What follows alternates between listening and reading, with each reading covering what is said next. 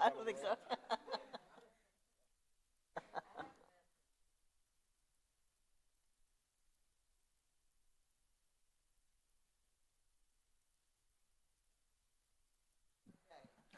Hey, could I get a little technical help? My screen's not on at all. I can't figure it out.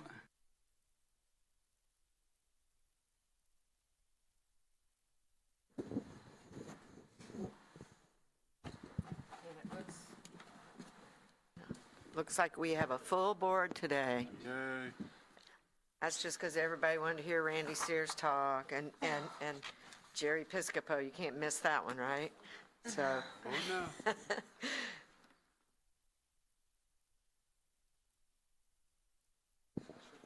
welcome back, Mr. Brown. How you doing? Good? Good, sir. And Dr. Walker? Doing good? Doing well. All right, I'm going to go ahead and bring the meeting to order, and we'll do roll call while we're getting some computers fixed. Mr. Gaines, Miss Ritz, Mr. Brown, Miss Benson, Here. Dr. Walker, Mr. Williams, Here. Chairman Campbell, Here. Mr. Rivera, Here. Mr. Perkins, Here. Miss Cromartie, Here. Mr. Kirschner, and Mr. Stevens. Great, thank you. Thank you very much. I think everybody likes pizza better than Chick-fil-A, just note that.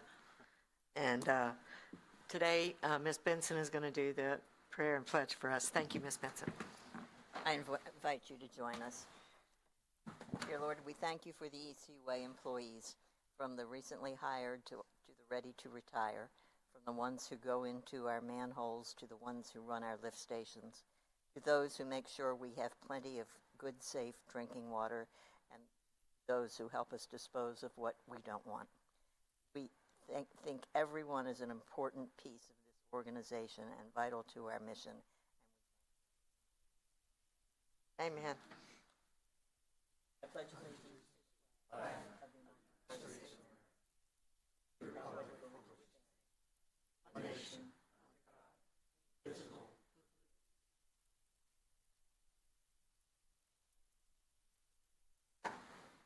Thank you, Ms. Benson.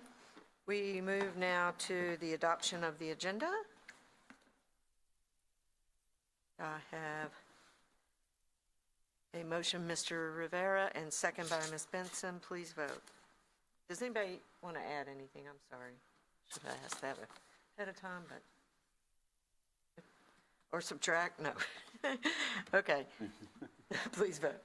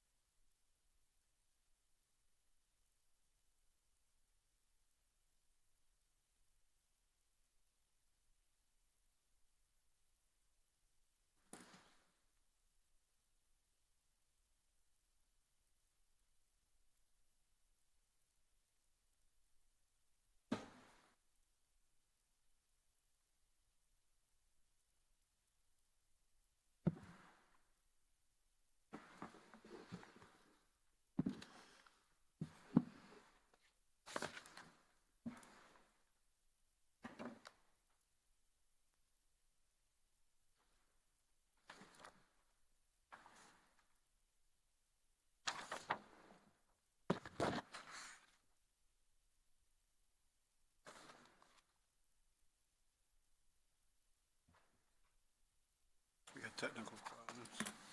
We're having some technical issues. We'll be with you momentarily.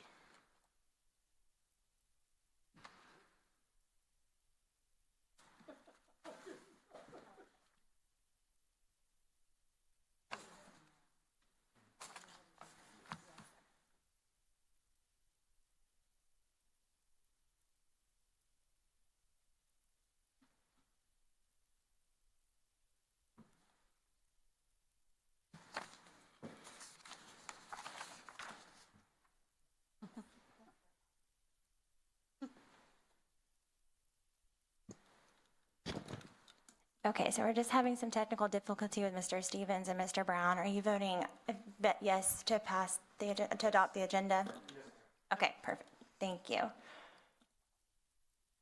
And it passes 12-0. It's not used to all those votes.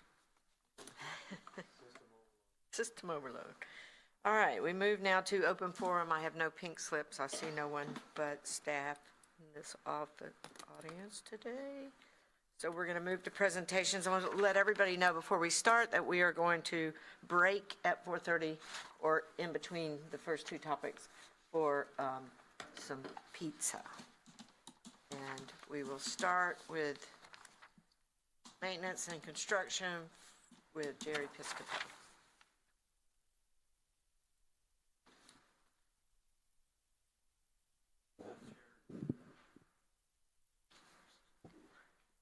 Good afternoon, Good afternoon. Madam Chair and ladies and gentlemen of the CAC.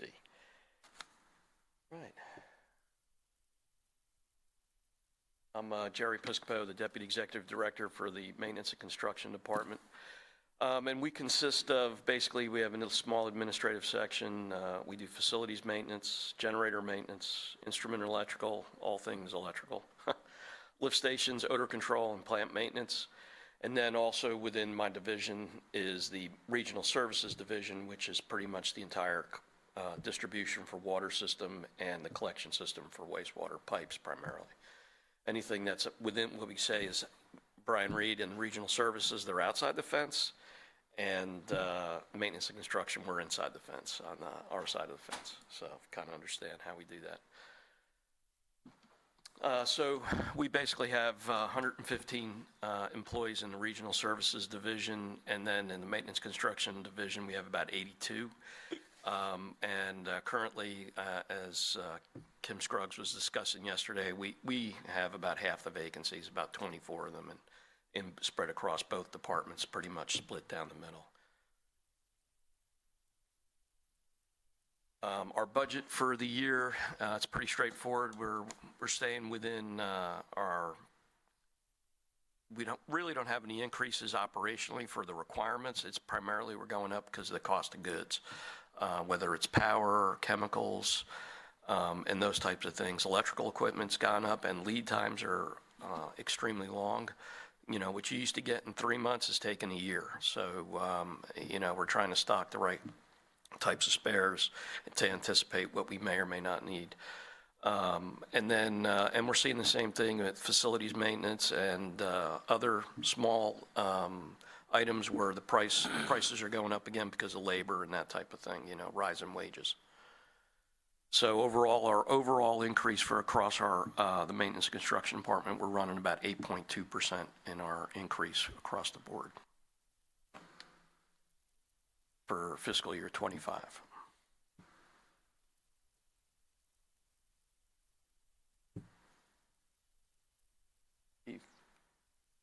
Oh, here we go. Go back one. There we go. So our accomplishments for the past year, we've been pretty busy. From October 22 to present, there was 3 lift station SSOs, and one of our main goals is to stop lift station spills. 2 of them were due to a component failure, what we call an air release valve at the top of the riser where the pump pumps out of the station, and those were less than 30 gallons. And then we had a 2,000-gallon spill because we had a force main break inside our site that where it primarily discharges at lift station 11, which is a larger station. But we were able to handle that with the help of Regional Services and get it repaired. Another big project we have going on, it's about $2 million, and that's the Ellison Customer Service Building geothermal HVAC project, and we're about 60% of the way through construction right now. So there you'll see spot air conditioners over there while we continue to do that project. We expect to hopefully be done by July, so that way Stacy doesn't have to sweat, but we're working hard and periodically turn his air conditioner off. So, but that project's going very smoothly. Some other accomplishments we had, we completed the Godwin Sanitation Truck Access Lane project. That's so the trucks can go in and out along Godwin Lane, on Pine Forest, not on Godwin Lane, so that way the large trucks stay off of the smaller roads.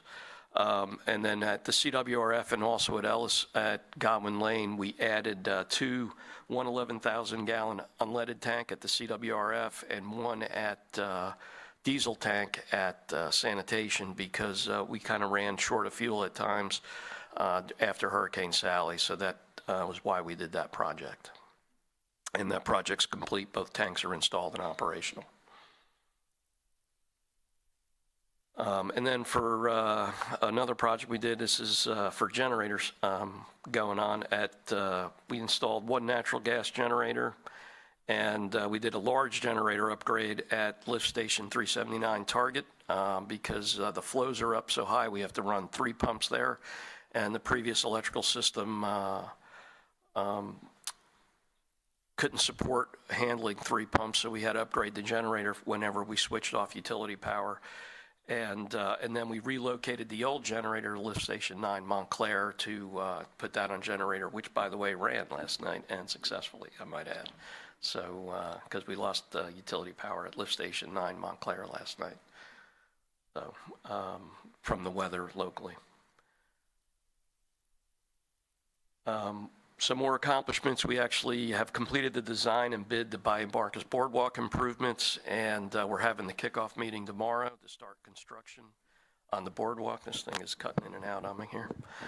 And that project should take about a year. It's split into 3 phases, and we'll be relaying the boardwalk as well as replacing the effluent disposal pipes that run out to the wetlands in the Bayou Barcas wetlands. Additionally, the lift station division operates and maintains 380 lift station sites. And with the help of engineering, we accepted 3 new developer lift station sites at lift station at Turtle Creek, the Sanctuary, and Pecan Valley. Those are developer stations that were built to our standard. And then lift stations we eliminated was the original or old lift station on Detroit Boulevard, Lift Station 50. That was relocated onto another property, which enabled us to also eliminate a Lift Station 387, which was located on McGee Drive. And engineering was super helpful and did a good project, and that we were able to get away from 2 lift stations and build a newer, larger lift station, which can handle the additional flow. And then Lift Station 90, Pensacola Outlet Mall, was also eliminated. So this is for Mr. Williams. You can see our chart on work orders completed over the course of the year on fiscal years. And it varies from department to department. The lift station division obviously gets the most call-outs and dispatches. So that's why they have such a high volume of work orders by division. And so don't look at the number as they're performing less. It all depends on the complexity of the work they're doing. So the work orders may be less in number, but take longer to make a repair, if that kind of helps put it in perspective. But you can see year on year, while we grow the actual maintenance and work order system, the work orders that we document are starting to increase for all the work that the men are doing and men and women of the departments are doing. This is my favorite slide because it basically gives you an idea of where we are with preventative maintenance versus reactive maintenance. The lift station division, obviously, and Instrument Electrical, they're responding to failures due to lightning, power, those types of things. So a lot of theirs are unplanned. And the other departments have a higher preventative maintenance response rate because there are more planned work orders which help keep the equipment up. One of the big additions this year is we took on the maintenance of the MRF full-time, and I don't know if you've noticed, but there hasn't had any more, knock on wood, major disruptions because it's getting professional maintenance now. Question. Yes. Which, I can't determine which color is what. So the bottom, the magenta color is the preventative, Magenta, yeah. that's the preventative work orders, and the blue is the unplanned. Okay. Yeah, it has it at the top. See, it's got the little pink equals Yeah, and blue equals. right there above the 3rd and 4th one.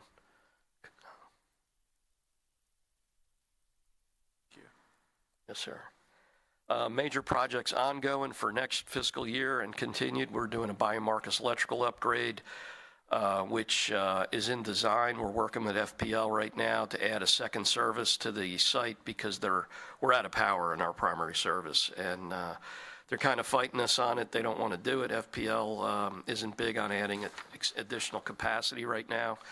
But overall, I expect that to be done and approved with FPL, and that's going to cost about $500,000. And then when we do that, we'll also be then rolling into and bidding the infrastructure upgrade, which will probably be about $3 million in work. So that's kind of the largest of the two projects we have next year. And then also we have the Ellison Warehouse renovations, which I haven't bid yet. It's ready to be bid, but it involves adding 480-volt power to the warehouse because we're adding the new Mars meter bench for regional services.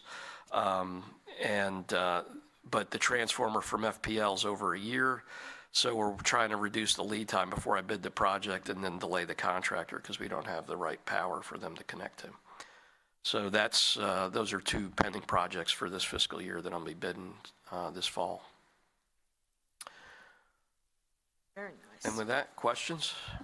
All right. Don't have a speaker lights on them. Everyone.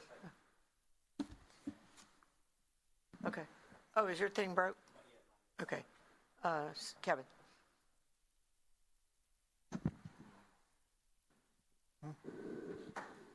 Oh, I see one. Hey, a text. Yeah, go ahead. Oh, sorry. No, you're fine. Smoke signal.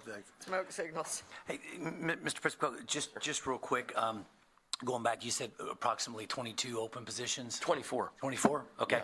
So, and I'll ask you the same question I asked some of your coworkers yesterday. I know 2025, we've got the comprehensive, pay competitive study we're doing, but, a man like yourself has probably already done some preliminary, just putting your feelers out into the private and or public sector. So as far as what we're offering pay-wise, do you find that competitive, not competitive, below what the market is providing? So it's a mixed bag. I see that people without experience or younger folks, they're asking for higher pay, not commensurate with experience. For people that come in the door with experience, HR and finance will work with me to find money to make an appropriate offer. What we're not seeing, though, is we're not seeing applicants, period. These job postings have been posted perpetually for 2 years, and we have no applicants. I mean, that's from down to a MRF maintenance tech that's technically like an oiler, if you will, and which is minimal skill required. You just got to come to work and want to do a mechanical job. I can't get anybody to apply because it doesn't involve, a PC or something else. And, they just don't want to do mechanical labor anymore, it seems. Well, they don't really want to do any kind of labor. So, I can't say that out loud. I'm speaking from the private sector because we have positions running from accounting, bookkeeping, IT, you name it, across the board. And we're in the private sector, we're facing some of the same issues. I'm sure some of my other board members who have businesses and so forth can probably attest to that. We're not getting a lot of qualified applicants either. And then when we do get applicants, we'll get 10 applicants and maybe 2 will show up. Right. So therein lies the other challenge. And to your point, like some of our contractors we have contract HVAC, they're having the same problems. They're hiring folks who don't really have the experience they claim to, and then we experience downtime because they're coming out to fix it 2 and 3 times. So how much of our of the labor that we do in-house, as I refer to it, is internally, can be subbed out, A, and then B, is that an alternative? Are you looking at that? Because that seems to be where a lot of the industry is going, is looking to outsource some of the jobs and or positions due to, the issues you're having right now, and to outside companies. Yes, sir. So that's a hard one for me to answer because some things you can outsource fairly easily. That would be like HVAC, which we already do. Sure. Like roofing, things like that, we don't do. We sub that out. But things like plant maintenance, the MRF maintenance, Right. Instrument electrical, lift stations, when we hire an employee, it is 6 to 10 months before they can basically, the term I use, they know where the light switches are, if you will. Right. And because you can't dispatch a guy like that at 2 a.m. without him knowing where, and the where to go and the characteristic of that area that he's dispatched to handle a problem. Because if the person does the wrong field activity, they're going to create a spill or some other problem. And for example, Government Street Lift Station, that is not for the meek. If you go down there and you don't know what you're stepping into, you're going to create a catastrophe down there. Same thing with Pipeline Lift Station, Moreno Street Lift Station. Anything that feeds the backbone in the CWRF, I would never bring a contractor in. Matter of fact, contractors come in and they watch us work and they're like, wow. So, you know, you know, I'm proud of my guys for that type of work, and the work that Regional Services does. You know, they have the focus, if you will, to maintain a customer focus while they're responding to an emergency. But if the emergency is bigger than we need, we're going to call an emergency contractor, because they'll have the bulldozer or the equipment to come in and, you know, blaze a path down a cliff into a creek to make a pipe repair, as Bruce witnessed. It was off the side of Olive Road. So Right. those types of things do happen. And and we contract out like additional tanker hauling, things like that. So we're already partnering with industry where we can. I feel like it's that internal stuff that I'd be hesitant to just say you can or can't do it. You'd have to almost have a partnership with a strategic partnership to contract that out, if that makes sense. Yeah, and that's kind of what I was leaning towards. Are Yeah. you kind of, you know, putting your feelers out to some of these? Because again, I say this every time I'm up here, it's not going to get any easier when it comes to finding or enticing qualified labor. And that runs across industry group, whether it be public, private sector, and runs the gambit. So everyone's having to get creative. That's right correct, now, yes. all in the private sector as well, to try to hire quality people and then work on those strategic partnerships Yes, and sir. so forth. So I know you're already looking at that, and I would encourage you to continue to do that. Last question, on the electrical, your electrical department, how have the code changes affected you? I know some of the NEC codes have changed with different, you know, wire sizes, breaker sizes, panel sizes. So yes, that's affected us. For example, when you work with FPL, that code change requires us now. In the old days, FPL or Gulf Power would come out and they would put a meter back without having to pull a permit. Now, if you remove an electric service, FPL requires you to pull a permit with the county. So we have to hire a licensed electrician to deal with that. So there's complexity where we could do the repair, but because we don't have licensed electricians in the department, we have to hire a contractor. It's a good example of another partnering with industry. You have to hire a licensed electrician just to pull the meter, do like a CT, you know, the meter can that installs, replace that, and then you know, the inspector waives the inspection. They'll just phone it in, believe it or not. And then FPL will accept that, and then they'll come put the meter back. But a lot of times, we're sitting out there babysitting a generator until an inspection can occur. And that's what I was That type talking of about some of the code changes. Yes, sir. You're probably anticipating that. You've looked at some of the changes that are coming down the pike, not just this year, but next year, Right. which are going to be increased cost in equipment and materials. So Well, and again, assuming today, you're looking ahead at that. And, That's and right. anticipating And that today, for in your example, like budget. in our IE shop, the techs were meeting with the fire retardant flame suit guys, because some of the calorie requirements for when you're, depending on the level of panel you're working on, you have to suit up. You know, because some of our big breakers, like for example at CWRF, they're 1,000 amp, 15,000 volt. So you don't want to stand in front of those without wearing a suit if you're working on it, because you'll be kind of gone if something happens. You know. All right. Thank you. Oh, that's funny. Ms. Benson. Yeah. One Crispy observation. critter. We had talked about tapping into the REAP people for CDLs, but some of these fairly low-skilled jobs under Mr. Piscopo might be another opportunity to tap some of the folks from REAP, since they're going unfilled. So my question might not be appropriate for your department, but I did notice that you had increased costs because of vehicle maintenance. Are we looking at electrical vehicles or some options to, or is that technology not suitable? I would just say that I'm moving, we kind of pushed to move from CNG back to diesel. Right. Because you actually have to pull a generator and not run out of natural gas. I can't imagine there's anything out there that's electric that'll pull a 350 kilowatt diesel generator down the road safely. Right, thank you. Not yet, anyway. Thank you. Dr. Walker, Never mind. Thank you, Madam Chair. welcome. Mr. Rivera? Yes, ma'am. Thank you, Madam Chairman. Do you find that skilled laborers in maintenance, construction are having a hard time applying for jobs?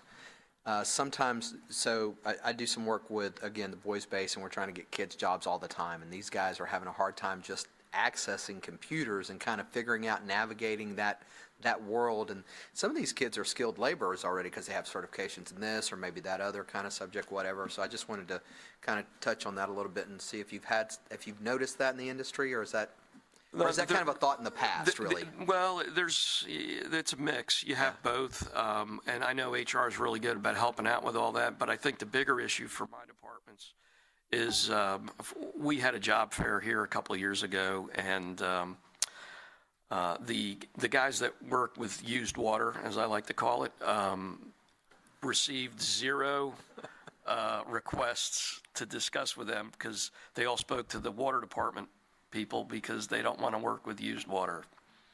So, yes, Thank you, Madam Chairman. true statement. Thank you. Mr. Perkins? You know, I know there is a lapse in work ethic, like Mr. Stevens was referring to, but a lot of the young people, especially, see a lot of the jobs as just dead end jobs, and so they're not real inspired about them. I don't know if we're advertising on social media and stuff, but I would think that if we're advertising something that said, entry level job, because a lot of them think if you're working at a plant or something, it's not entry level, the maintenance position. They think they have to have some sort of certification or skill set already. If you said entry level job, full benefits, free training, career position, I think you'd have interest in it. I think we're just not reaching people because people want secure jobs, with benefits. And there are, hundreds of thousands of jobs out there, where you can, DoorDash or make pizzas or, work in a retail store, for entry-level people, and they're not excited about those jobs. Sometimes for good reason. I mean, you can't rent a house on what you get paid in those jobs. You can't survive, But if you have a reach out like that says, hey, this is a career position, free training's provided, full benefits, and entry level, the main thing, I think we could do better. Well, and when we talk to people, we do push the tuition reimbursement for education, to train a manager, and all that stuff. All these positions have an upward trajectory. We have a career progression program in the I&E department, the lift station department, the plant maintenance department, and it's just people aren't interested in doing it. It's just not interested. The ones that I'm lucky to have, and we're happy to have, and they work really hard. Well, I'm going to agree with Dale. We do a lot of that lately, but I'm going to agree with Dale. I watch social media, and the companies that are out there making it look like this culture is the best culture in the whole wide world. Like, I work with underwriters, and the ones that are struggling are the ones that have the worst social media face. Yes. The ones that are doing really, really well, like there's this new one, Caddick. Oh my God, everybody wants to go to work there because it looks like on their social media face, everybody's having a ball at Caddick. Everybody's having a ball. I would love to be able to see positions advertised on social media, entry-level position with, like I described, and just be able to share it. Yeah. So I mean, they have people can know videos it's out of what they're doing all the time and, touting up some of their people on that social media. And so young people, that's what they see. because they're sitting there playing a game. I'm sorry, they're playing a game. Oh, look what's going on over at ECUA. So, I agree with Dale that maybe, I think if we're not getting our message out, that's where they're playing. Our lift station department does have a window sticker if you'd like one. It's called, like Salt Life, it's Sewer Life. That's pretty cool. Oh, I love it.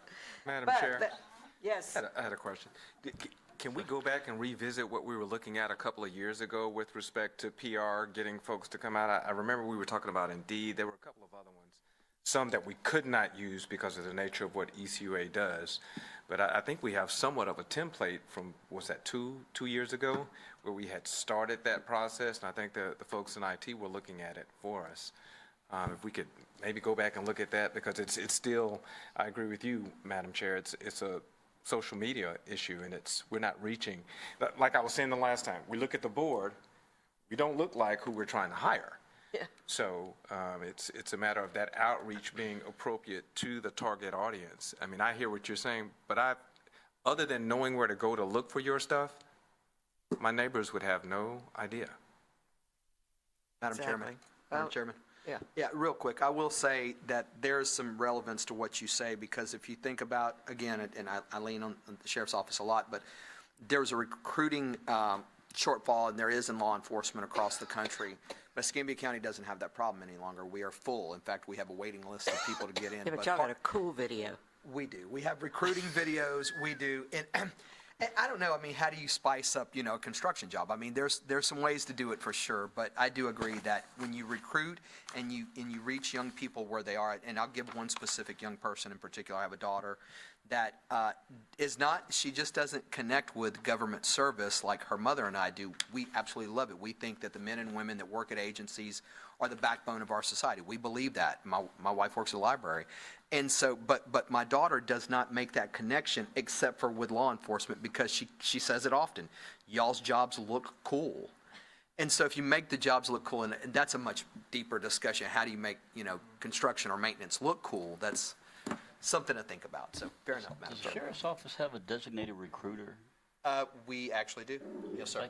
That do. may make a difference. I We don't do know have if we a have a recruiter, recruiter in HR, but We do. a And they go to company-wide recruiter fairs, might not be yeah. a bad idea. They go to community fairs. They do all kinds of stuff. But Okay, It's a little let's bit rein different. Yeah, in yeah, and yep. go with Mr. Williams. Yep. Question, sir.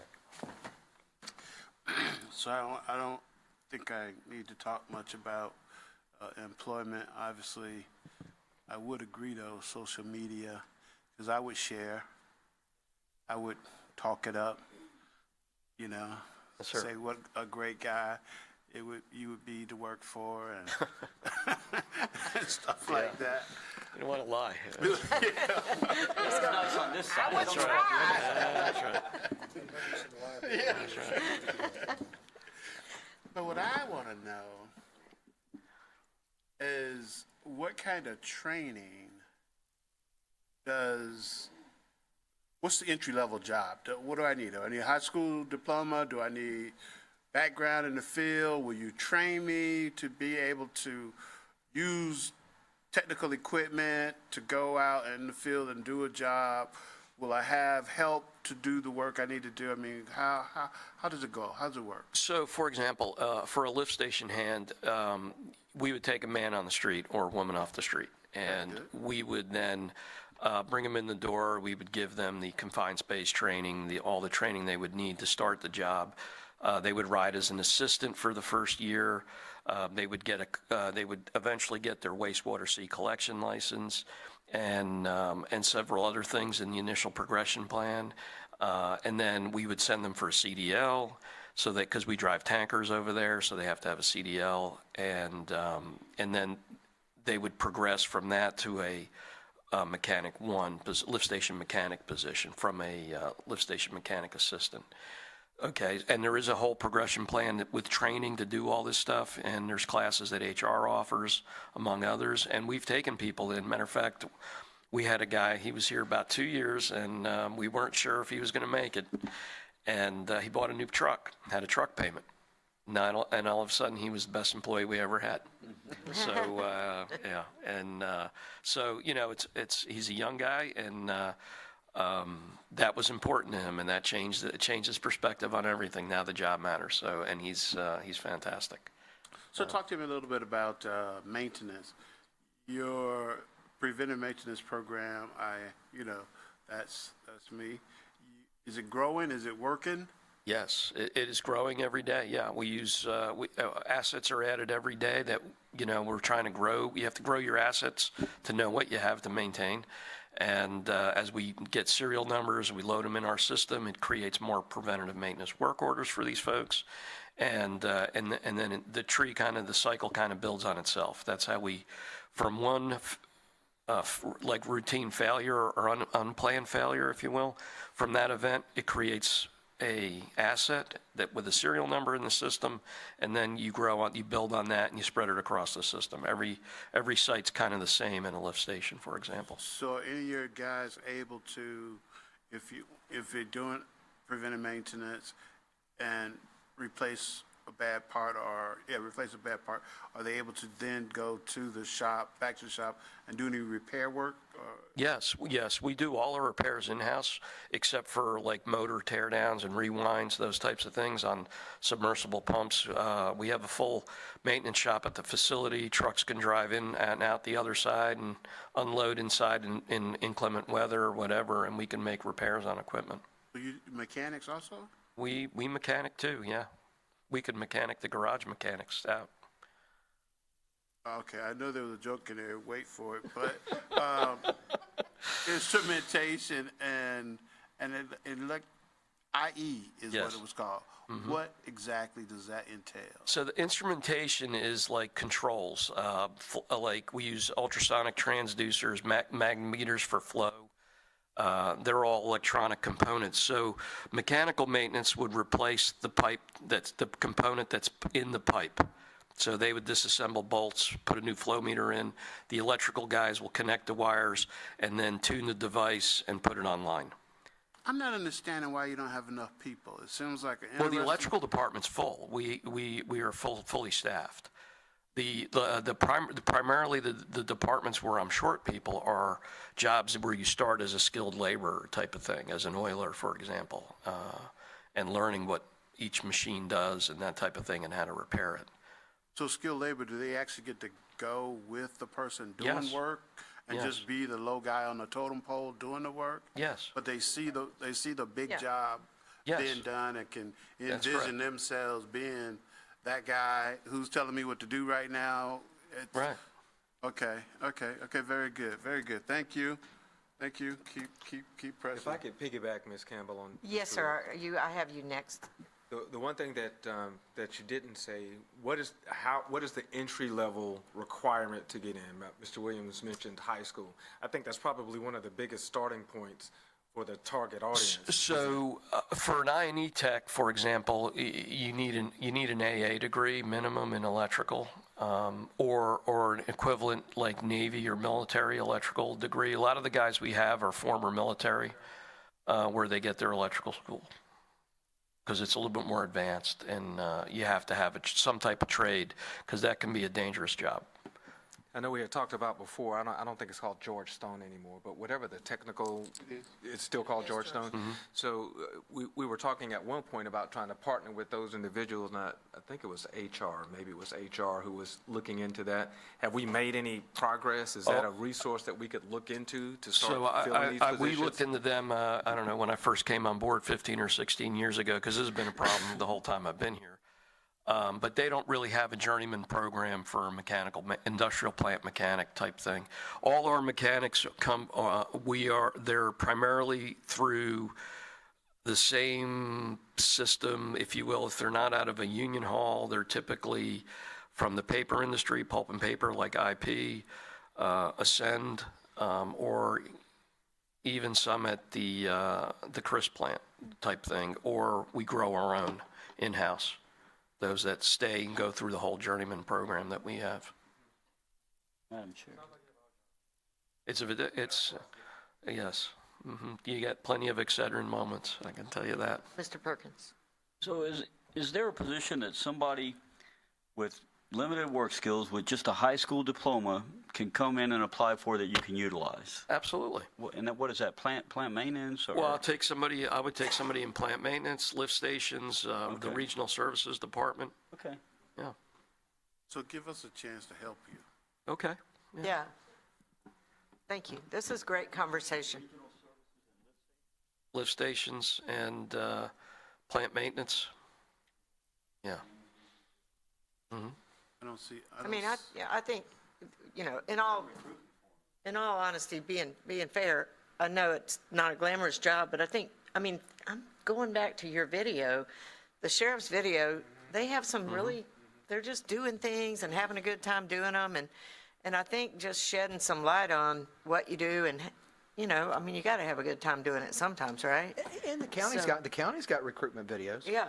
So, I mean, Escambia Yeah. County's pretty, you know, because correctional officers, so I think, which doesn't follow the And sheriff's again, office. all those departments I mentioned, though, that, you know, and that's the problem with some of the sources of labor is they have to be able to get, for example, like TWIC cards to get in the ports because we get fuel during the hurricanes. You know, they have to have a CDL because we drive crane trucks and trucks with air brakes, so you have to have a CDL. And those types of things. So there are some requirements that have to be met. You know, you just can't just take anybody, but we're open to anybody who wants a fog and mirror, we'll take you at this point. Thank you. He has a question. I think, Mr. Kirshner, is your button not working either? No, it's on. Okay, what are you on? Because I don't see you. Are you on maintenance and construction? Needs some of the lights on, probably. You have to have highlighted what topic we're talking on, maintenance and construction, because I have 6 people on there. Most of us have already spoken. That's why I'm trying to stay in line. Kevin, are you working yet? Okay, good. There you are. Now I see you. Mr. Kirshner. I forgot what I was going to ask. Somebody who's got a high school degree wants to come in off the street. I mean, is not, you know, not a criminal. What's the starting pay? So if you're a plant mechanic, start and pay, plant mechanic 1 is like $17.81 an hour. So you could work at Taco Bell and make the same. They don't care. They don't have any dependents. That's the difference. And they get free tacos. Taco Bell? Swear to God. I couldn't recruit my plant maintenance manager's son. He works at Taco Bell and makes more. We're off topic right here. Yes, we are. Okay. If I may, Madam Yes, Chair? sir, you may. So, what I wanted to make sure, I don't see our social media person, but I was hoping at the end of the day, after this lively discussion, it would be somehow posted online because everyone seems to be adamant about finding you some personnel. I see her every week, so I'll tell her. Give us a chance to sell it. And now, do they wear uniforms, or do they have to go home in those smelly clothes, or do they have coveralls they put on? So we provide them uniforms, we provide them coveralls, they just have to take them home and wash them. That's it. That's it. And you do everything. You ride a lawnmower, you use a concrete saw, you weld, you get the all the cool tools. What I was going to ask is, like I said, you got to get a Twix. You can get a Twix card, a CDL. Yeah. Those things you can't have a felony to do. Correct. A Twix. Okay. And every step of the way sounds like there is an increase in pay. I mean, if they start out at $17.12 and you get a CDL, that's an increase in pay, right? $2. $2. Yes, sir. And a Twix card, does that? No, there's no increase in that. That's just an add-on, yep. But they then could go somewhere else and work. Well, that's true. Okay, very good. Thank you. Yes, sir. Thank you. Okay, so I don't have a trash can like I told y'all yesterday, but if you want to speak again, Mr. Perkins? Madam Chair, this is just a logistics thing, because the way we're kind of running, I don't know technically if we can do this, but if there would be some way that after we spoke, we could delete our name from up here. There is a way the chairman can do it, but it works for Ms. Benson. But And there, then- but I'm being, And then if we want to speak again, hit the button again. yeah, my trash can's not working yet, but it'll be working by next week, Amanda Okay. said. Thank you. Working on that. We're gonna get Vicky a trash can. But for right now, after you've all spoken, I'm gonna just look up and see if you want to speak again. If you don't, then, okay, well, so I'm gonna finish this up. I think, I heard two things, REAP and then the veterans. I heard you saying you use a lot of veterans, so, you know, they're always retiring and they always want to live in Pensacola, kind of like you do, right? And so I would say just keep looking for those. I talked to our engineer graduate. She's decided to move on and do her master's before she comes back, if she comes back. I'm going to guess she's going to get married or something along those lines. But I think just the video, I mean, I just like to see one, you know? Little kids love garbage trucks, you know? And I think driving those trucks is a cool job. I really do. I think it's a cool job. And I think if we had that video showing how cool it was, you know, because it's a pretty cool job. You get to, you know, and the benefits are great and everything. I'd like to see it. And I do see our lady every week. She's in my Rotary, so I will say something to her next week when I see her. I wanted two questions. The SSOs, those seem really down. Is that because of our 16-year plan of reparation? No, that No? would be primarily because of Mr. Williams harassing me about preventative maintenance. Why you gotta call it harassment then? No, I'm kidding. That's right. Challenging me, how about that? And I have. It's both, I would say it's both. I don't know about the rest of the board, but I have had very, very, very few, only one in the last 2-year smell phone calls about odors at lift stations. Okay, is it just me? Because I don't get them. You know, I've only called you once. Right. It's primarily, I would attribute it to our partner, Evaqua. Okay, Their bioxide is phenomenal. okay. So love So it's using the, it. it's the new chemical. Okay, Yes, yes, perfect. ma'am. Mr. Woody? Back when you're on the topic of social media and those outreaches, as you may remember, since Sigrid joined us, we took on a new initiative of trying to get out videos. For several were subjects related to services we provide, yard trash, the bulk waste changeover, and things such as that. We've done a couple day in the life kind of long-form videos as well. It is on our agenda to use short abbreviated versions of those types of things as a recruitment tool as well. Those are in progress. She's but one person, so. Yep. But we are working on that. And she's doing a great job. Yes, she does. I see her everywhere. Yes, she does. Thank you, sir. Okay, I see no more speakers. Thank you wait. Yeah, because I don't know if we talk much about budget. Not one, I don't think anybody asked me any questions. Right, and- Maybe Mr. Stevens. And all I see is an increase in 8.2, expenses. overall 8.2%. 8.2%. Yes, Well, he sir. did talk about why, power, chemicals, and supplies. Yeah, Yeah, I remember you said that. Nobody. labor, that's right. So what could be eliminated?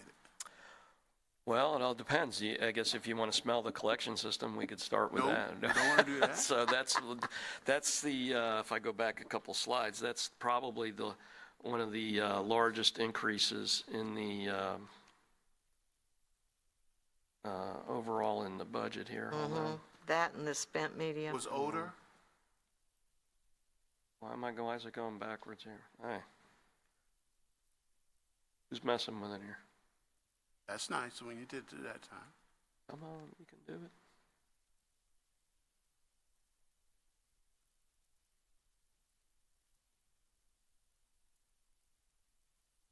There it is. So, where is it? Odor control is 6.1% of that. It's 107,000 just for the chemical going up. And a lot of that is the tanker driving here from Central Florida, because that's where they dispatch out of. Central Florida? It's turnkey. It's a price per gallon. They provide the tanks, all the equipment. They monitor it. I call them on the phone and say, Ms. Campbell got a complaint at lift station 378, back gate of NAS, and I changed the dosing schedule, and they handle all that, and that's it. They actually They do it remotely, yeah. remotely. Yeah. It's a great system. That's why we selected it. That's why we have all the less calls. So even if something breaks, I call them. Doesn't cost me anything. They come fix it. And we had to get them TWIC cards because they go on the Navy base and all that stuff. So they were really cool about doing all that. I don't think you need more than a Twix card to get on the base. So remotely, I'm trying to understand, more remote, or from Central Florida, are they doing this, or they have to come here to do it? No, he'll change the dosing, but he drives a tanker up. They send their tanker up from the plant with the chemical and put it in each of the tanks, drive around town, and they come every couple of days. Central Florida? Yes, sir. There's no other way they can come once a week or? Well, I mean, we're Once a using the month. chemicals, so we can't ever run out. Just trying to look at the budget from a way in which perhaps there is something that we could do to reduce the increase, not necessarily the need, but reduce the increase. And that may be where, instead of doing it every couple of days, if it was possible to do it every week in a preventive maintenance kind of way, or every month or every 2 weeks, as opposed to every couple of days. Would that help reduce? I wouldn't recommend it. We've tried all the different things, and, one complaint is too many, so. So there's nothing in there we can eliminate besides I mean, you just, what you're doing is if you reduce the maintenance or you reduce the parts on hand to save an increase, then you're running the risk overall of having a problem. So it's a risk reward type situation. If you like the system the way we're maintaining it, then you would keep doing what we're doing, and that would be the cost ratio you see there. Or you could not buy spare parts and just gamble that when you have a failure, you can deal with it timely. We're not seeing the part availability in the system. There's long lead times and those types of things. So, it could lead to a bigger issue down the road. That's be my recommendation as the maintenance guy, but. Thanks for your presentation. Yes, sir.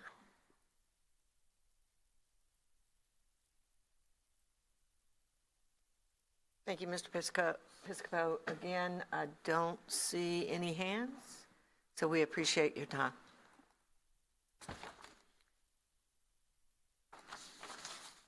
Let me get back to. Now we move to Regional Services with Mr. Brian Reed.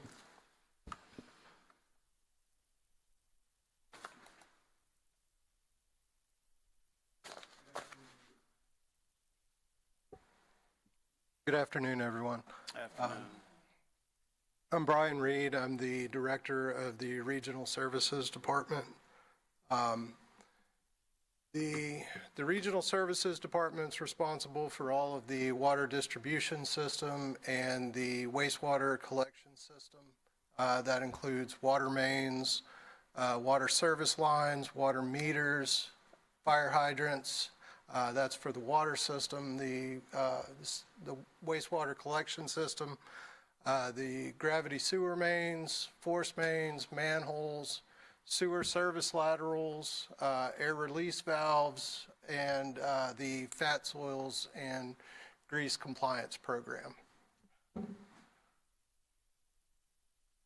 We have 115 positions in the department.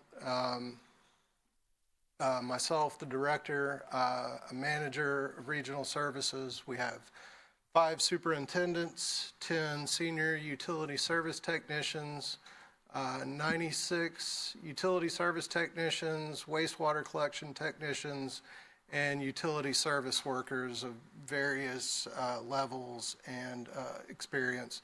And then we have 2 administrative personnel that help with making the department run. This is how we're broken down. So for anybody that doesn't know or doesn't remember, we have our collection, we have our systems divided into 3 regions. We have a east region, which is kind of everything east of Palafox and Highway 29. We have a west region, which is west of 29, and then the south region, which is south of 98, including Perdido Key, and the east region includes Pensacola Beach. So that's how many employees we've got in each group. You know, they all have their different challenges. With East Region has a lot of the older infrastructure and a very densely populated area. The West Region has, that's the Beulah area, and the fastest growing of the areas of the different regions. And then we have a sewer maintenance group, and that's where our 5 vacuum trucks are for cleaning the sewer mains and manholes.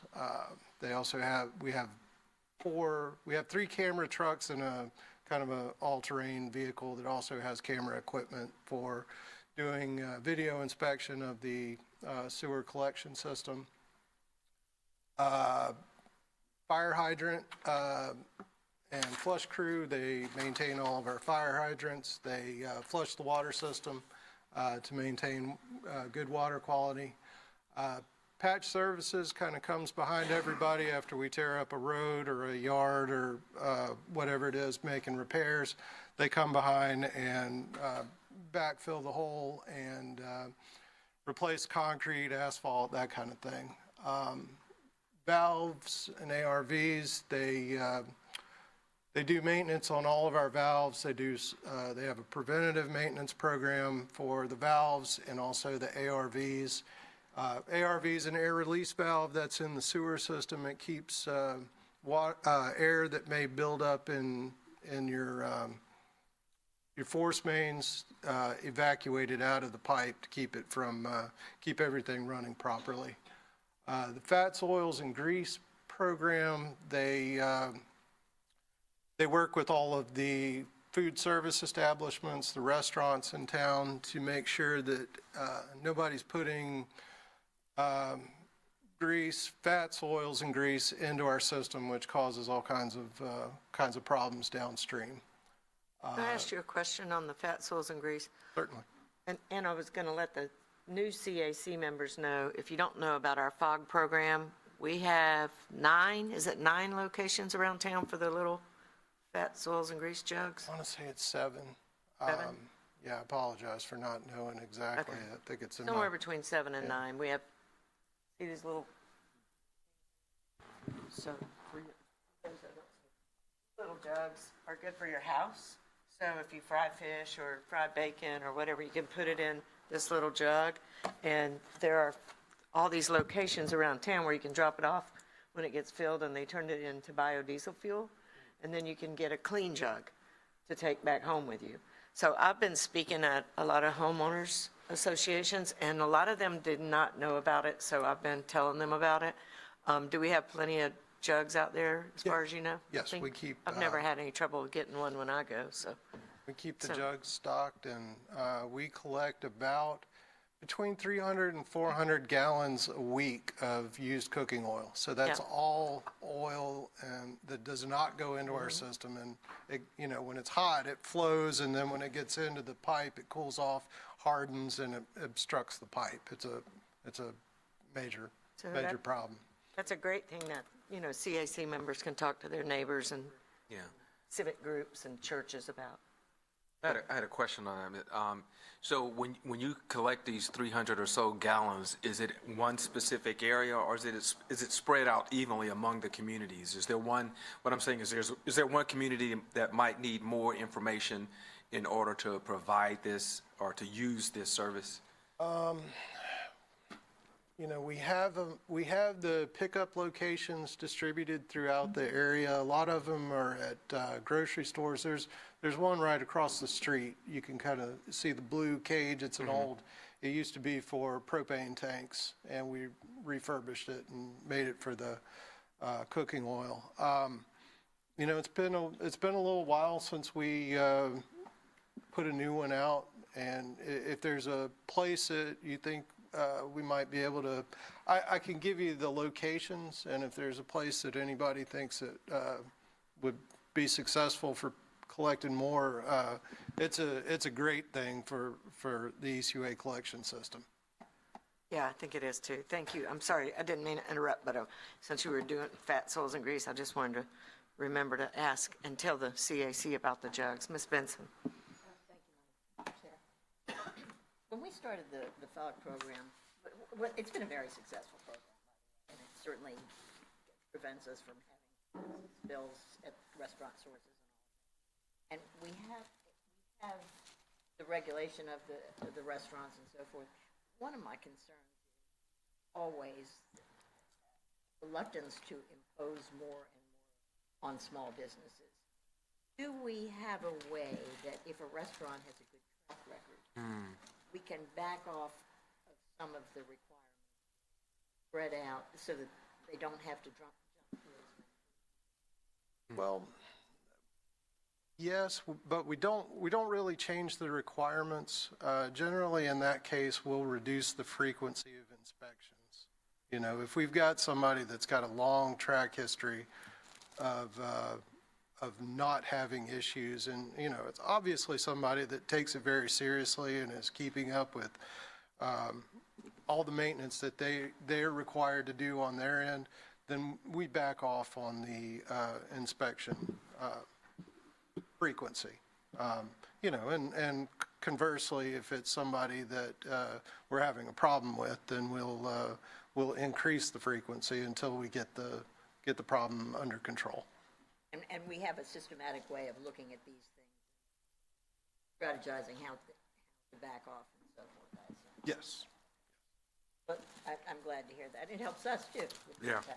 Yeah, we're not trying to, you know, hurt anybody's business, and we try to work around like business hours and, you know, don't go into a restaurant during the lunch rush, that kind of thing, you know. So we try to be we try to be good partners with the restaurants, and I think for the most part we're successful in doing that. And I don't get complaints. So. Thank you, Ms. Benson. Good On question. that thought, can I add a comment? Yes, sir. Madam Chair. In fact, we even provide and try to recognize businesses who do an exceeding job. We give certificates that they can hang up in their business, and we promote that on our website as well. Yeah, I forgot about this, the Protector of the Environment Yeah, program. Protector of the Environment Award. I hadn't heard of that lately being presented, but, you know, before, I know as board members, as a board member, I've been to a couple of those, so it's very, very nice. They really like it. So, Dr. Walker?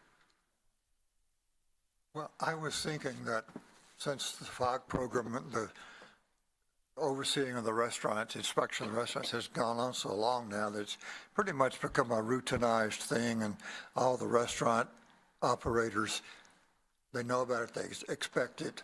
It's no big deal, I'm thinking. Yes, Is sir. that pretty much? I think that's right. I think they probably have, you know, they know the inspector and the inspector knows them. And, yeah, I don't think that we've been draconian with any of the requirements. You know, it's all common sense stuff to keep the oil and grease out of our system. On the other hand, some restaurants in the past, I know, have needed cracking down on. I remember once when it was fat, we discovered it was the Olive Garden. That was constantly, repeatedly causing backup problems in the sewer system south of there. So sometimes you do crack down on someone, right? Well, sometimes you have to. Yeah. Thank you. Thank you, sir. The final division is our meter maintenance division. That's a relatively new division, but their focus is on testing and repair of our large water meters and repair and testing some of the smaller ones too. something that we decided a couple of years ago that we really needed to put more effort into. And they're really just kind of getting the program up to speed. But once it's well established, it's going to be a real benefit to ECUA and our revenue. So this is the proposed budget for '25. The big increases for personal services, a lot of that salaries and benefits and stuff that I don't really have a whole lot of control over. We do have some increases in the overtime budget, and I'll get to that a little bit later. The increase in the support services, I think mostly that's for vehicle maintenance. The materials and supplies, the water system and the sewer system are growing pretty rapidly, and the price of materials, everything seems to be going up, and it's just us trying to keep up with the cost of maintaining the water and sewer systems. So overall, it's a pretty large number, $581,000, but it's a 4% increase, which I think is pretty consistent with the consumer price index, and I think it's pretty reasonable given the increase in the system and the increase in costs to do business.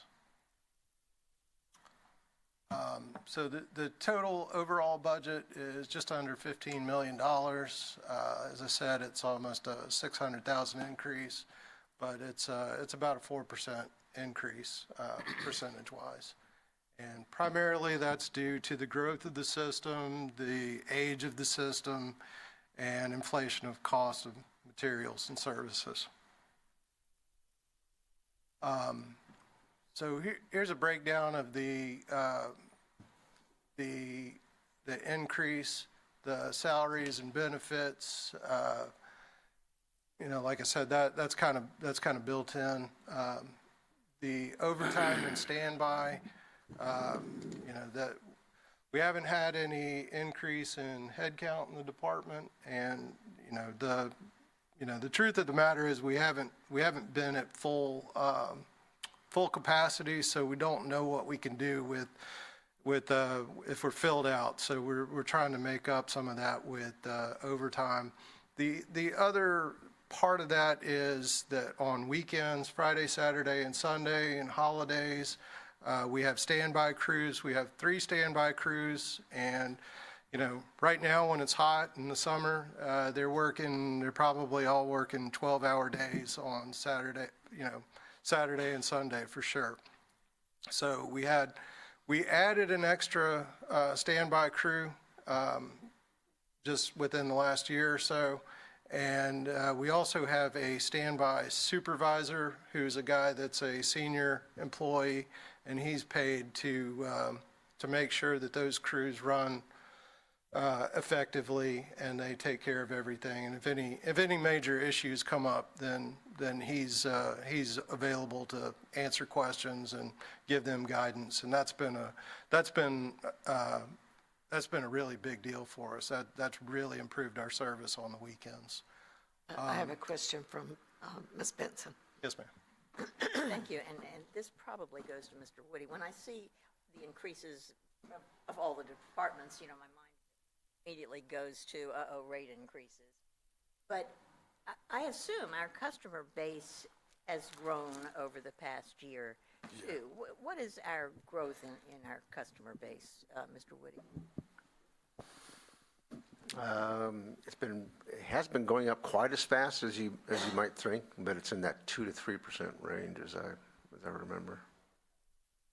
1.5 to 2. Justin's actually saying. And how does that translate into our revenue increases? We do a calculation based on that customer growth and account for that on the revenue side of the book before we do a calculation for what we think our expenditures are going to be. So that certainly is taken into account.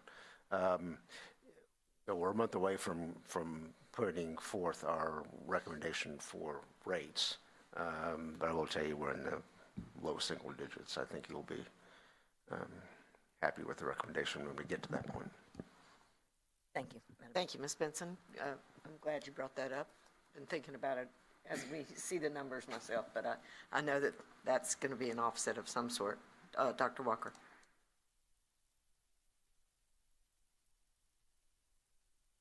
Oh, okay, sorry. Okay, you can continue. Sorry about that. Okay. Can you clear them out, Amanda? The new service materials, that's whenever we have to do installation of a new meter, covers the meter and the pipe and anything else that for a new customer.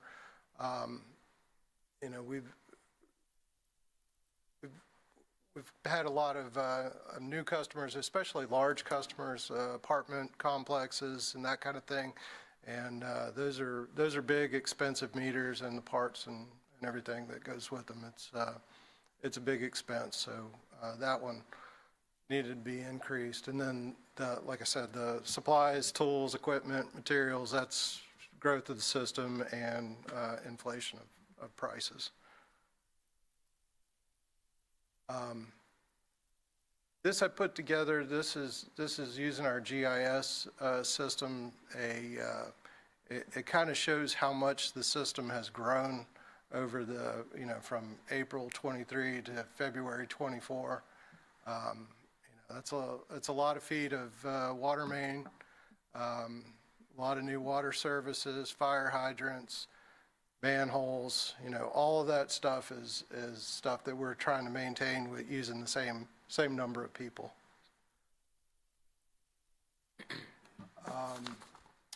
These were our targeted accomplishments for 24, and I've got the target there, and then what we've got year to date, and then what I'm projecting that we'll get by the end of the year. I think we're pretty well on target with everything, with the exception of probably the biggest one is the large meter testing, and that's one, like I said, we're still getting that group up and running, and we've also been using them to replace some of the older large meters that we had a real hard time testing. So we're kind of making some improvements, so it's going to get us moving a lot faster on that in future years. A little behind on the fire hydrants and the smoke and dye tests. That's where we go out and we put smoke into the collection system, and it'll show you where deficiencies are. And we can really make up that number with just a few large subdivisions. So that's not getting to where our target is not a big deal on that one. So I wanted to show the board kind of an example of a meter that we've been working on. This is a condo, and the meter is under that orange cone. We did not have a bypass on that meter, so to test it, we had to shut down the condominium, and which was obviously not very. They didn't appreciate that and that kind of thing. So the testing was pretty infrequent. It was also very tight inside that vault, and we had to go through a security gate to get up there on the private property and test it. So we relocated it out to the right-of-way, Fort Pickens Road, and so you can see we got plenty of room there. It's a nice large vault, easy to get into, and it's got a bypass. So when we go to test the meter, we just put them on bypass and then test the meter. We don't impact their usage at all, and we put a new meter in there that's very accurate, so it ought to pay off for ECUA and revenue. But just wanted to kind of give an example of what we're doing. with that, be happy to take anybody's questions. And by Mr. Williams. So, thank you, Madam Chair. So how much maintenance, I guess kind of like with Mr. Piscopo, are we able to do maintenance where we're able to perform repairs after we complete the placement of equipment, or is everything we repair disposed of? No, the two best examples on that would be the meter maintenance division. So a lot of that, they maintain the meter in the field. They have lots of spare parts, and that's one of the things getting those guys up to speed is learning how to work on the meter in the field. So they'll go out and test it. If it doesn't test accurately, then they'll make a field repair, or if it's stopped. And that goes for any of the meters that we have in our system. They come back. It's pretty rare that we have to scrap one. Generally, we're able to replace parts or make adjustments. We do all that work ourselves. Rarely have to put anything in the scrap bin. The other one would be the air release valve group. They go out and they check all the ARVs. If it's not functioning properly, they remove it, they replace it with one that is known to work properly, and they'll take the one that's not working back to the shop, and then they work on it in the shop. Tell me what ARV is again. That's air release valve. It's for force mains. You have gas that builds up in the pipe, and that gas can prevent the lift stations from pumping properly, so it allows the gas to vent out. You get material that's in the force main that will clog up that ARV. Grease, rags, that kind of thing. Okay. And so you have a preventive maintenance program that's also growing in scope? Yeah, we're making major improvements on that. The ARV group has a pretty well established preventative maintenance program for ARVs and also for water valves and sewer valves, just for isolating the pipe. The meter maintenance group has a good preventative maintenance program where they're going out and testing meters and repairing them. The sewer maintenance group, they do a lot of going out and doing an inspection of a manhole. And that'll tell you a lot about what's going on in the sewer system. And then, checking, doing video inspection downstream of the manhole and looking for problems. And,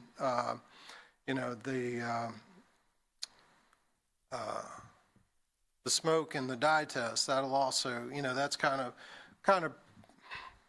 it's kind of a hybrid there between preventative and, it's going out and looking for existing problems before they get too bad. So. Okay. When you were talking about the program with the standby employees, you have 3 crews of standby employees that are there in case something happens or something goes wrong? Yes, sir, but almost inevitably something, a good weekend where we don't have a lot of calls would be, we have a primary, that's who's going to go out first. We have secondary and then a tertiary group. And they love me for naming it tertiary because none of them can. That sounds good too. Anyway, the primary is going to take care of the first orders that come in, and they'll work until they run up against their 12-hour limit, and then they'll hand it off to the backup. Or if they get too many orders, they will call in the backup crew.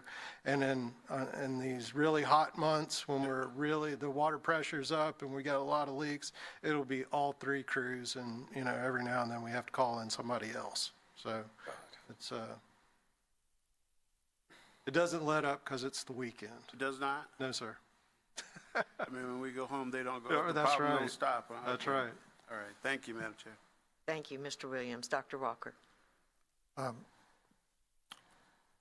First, a simple little question. Your east region and your west region, do they theoretically at least go up all the way to the Alabama line? Yes, sir, theoretically. You know, if we start moving too far north, we might have to look at maybe a north region or something like that, just to, you know, the concept being we want the crews near where the calls are going to be. What's the northernmost area where we have sewer? Would it be Quintet Road? Yes, sir. Yes, sir. Quintet Road. Okay. So that big mega development that was going to happen in Barano Park, in the Barano Park area a few years ago, never happened. I don't know if we're talking about the same one, but there's a major one coming on 29. I know the engineering department's got plans on it. We've had a lot of internal discussions about how we're going to deal with it. That could be the trigger for for another region. Is that at Barano Park Road and 29? Corners of I that? think that may be right. Highway 186? Does that sound right? Yeah, Stacy left. I okay. thought he All might right. be able to help me out. My other question, a more serious one, and that comes to this, and I wanted to ask, are there any big major new residential developments, or for that matter, industrial or whatever, that would require more service, a lot more service from us? Well, you know, that OLF 8, OLF8.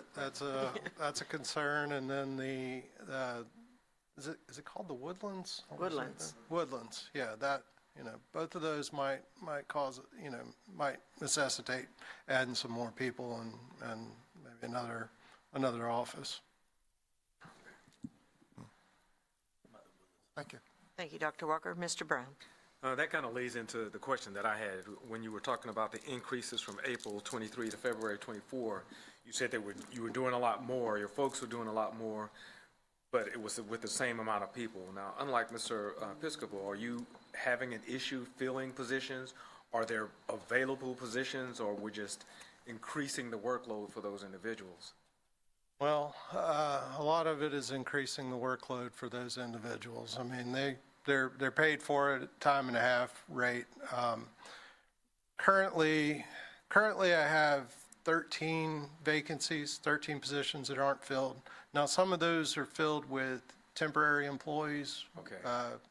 We like to go that route. You know, you learn a lot more about an employee Okay. as a temp rather than a 20-minute interview.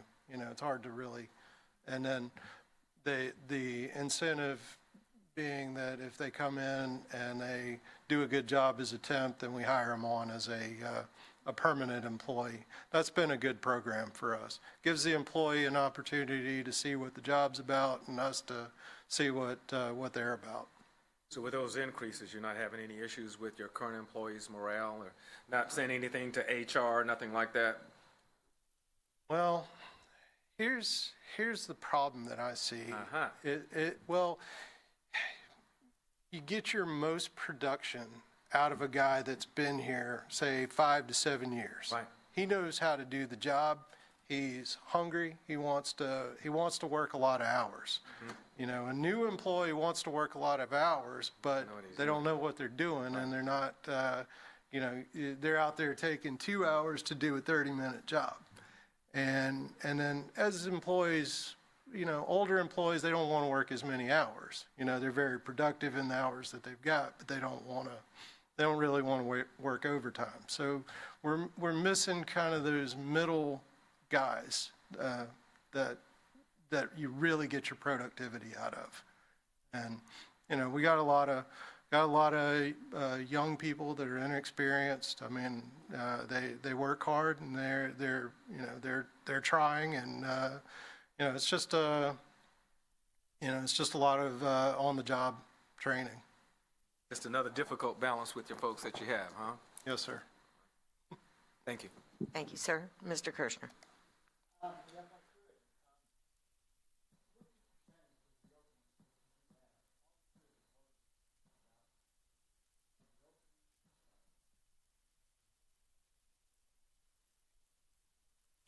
Well, it's 13 out of 115, so 10%. yeah, roughly 10%. It's not bad. I mean, and it's an entry-level job, and honestly, it's a hard job. I mean, it's a lot of manual labor in the heat, and you know, the conditions are not great, and you know, I mean, and that's, we make it as comfortable for them as possible. It's just, you know, it's Florida in the summer. It's hot, and it's labor intensive. But you know, I feel like we're bringing some good people in. Yes, Thank sir. you. Mr. Perkins. My question's been answered. Thank you, sir. Mr. Woody. Couple things. First off, as you've already kind of noted, these folks that work for Jerry and Brian are the ones that really keep things operating out there. They're behind the scenes. When the weather conditions are at their worst, that's when those folks are there in all kinds of weather conditions, all kinds of hours in the evening. Really appreciate their dedication and diligence, and they're what provides the best reputation we have in terms of reliability is the work that they do day in, day out, and the responsiveness. I'd also like to point out, Brian didn't mention it because it's kind of behind the scenes and we're still working on it, but just completed a rate case study on transitioning from our current meter system, which is automatic meter reading. You know, we no longer have folks that go out and read every single meter, and we collect that data electronically and drive down the street and pick up all that information. The next level of technology from AMR type is AMI, which is advanced metering infrastructure. It takes us to another level. Constant flow of data. Instead of just picking it up once a month, we literally have live information. And can get information back to our customers if they have a leak and that sort of thing on a more frequent, rapid basis than having to identify it otherwise. This has been a big project, big initiative. It'll also be a big investment on the part of ECOA. But the casework we've done shows that it'll provide us a pretty good return as well in terms of accuracy, and a little bit less loss of water that can be accounted for, et cetera. Those have positives. So that pays for itself over time, but it's still a large investment. Anyway, they've been working on that for some time, and looking forward to bringing that to you in more detail here probably this fall.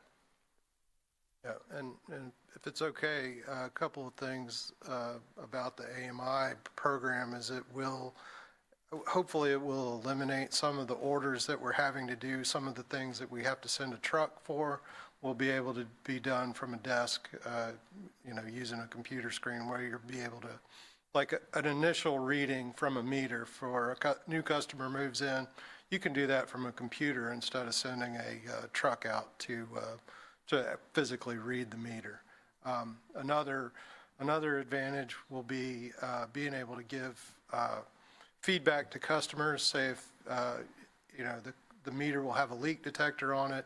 If they've got a leak, then we'll know, within a couple of days that they've got a leak. We can let them know, and they can do something about it, which is a lot faster than what we've got currently.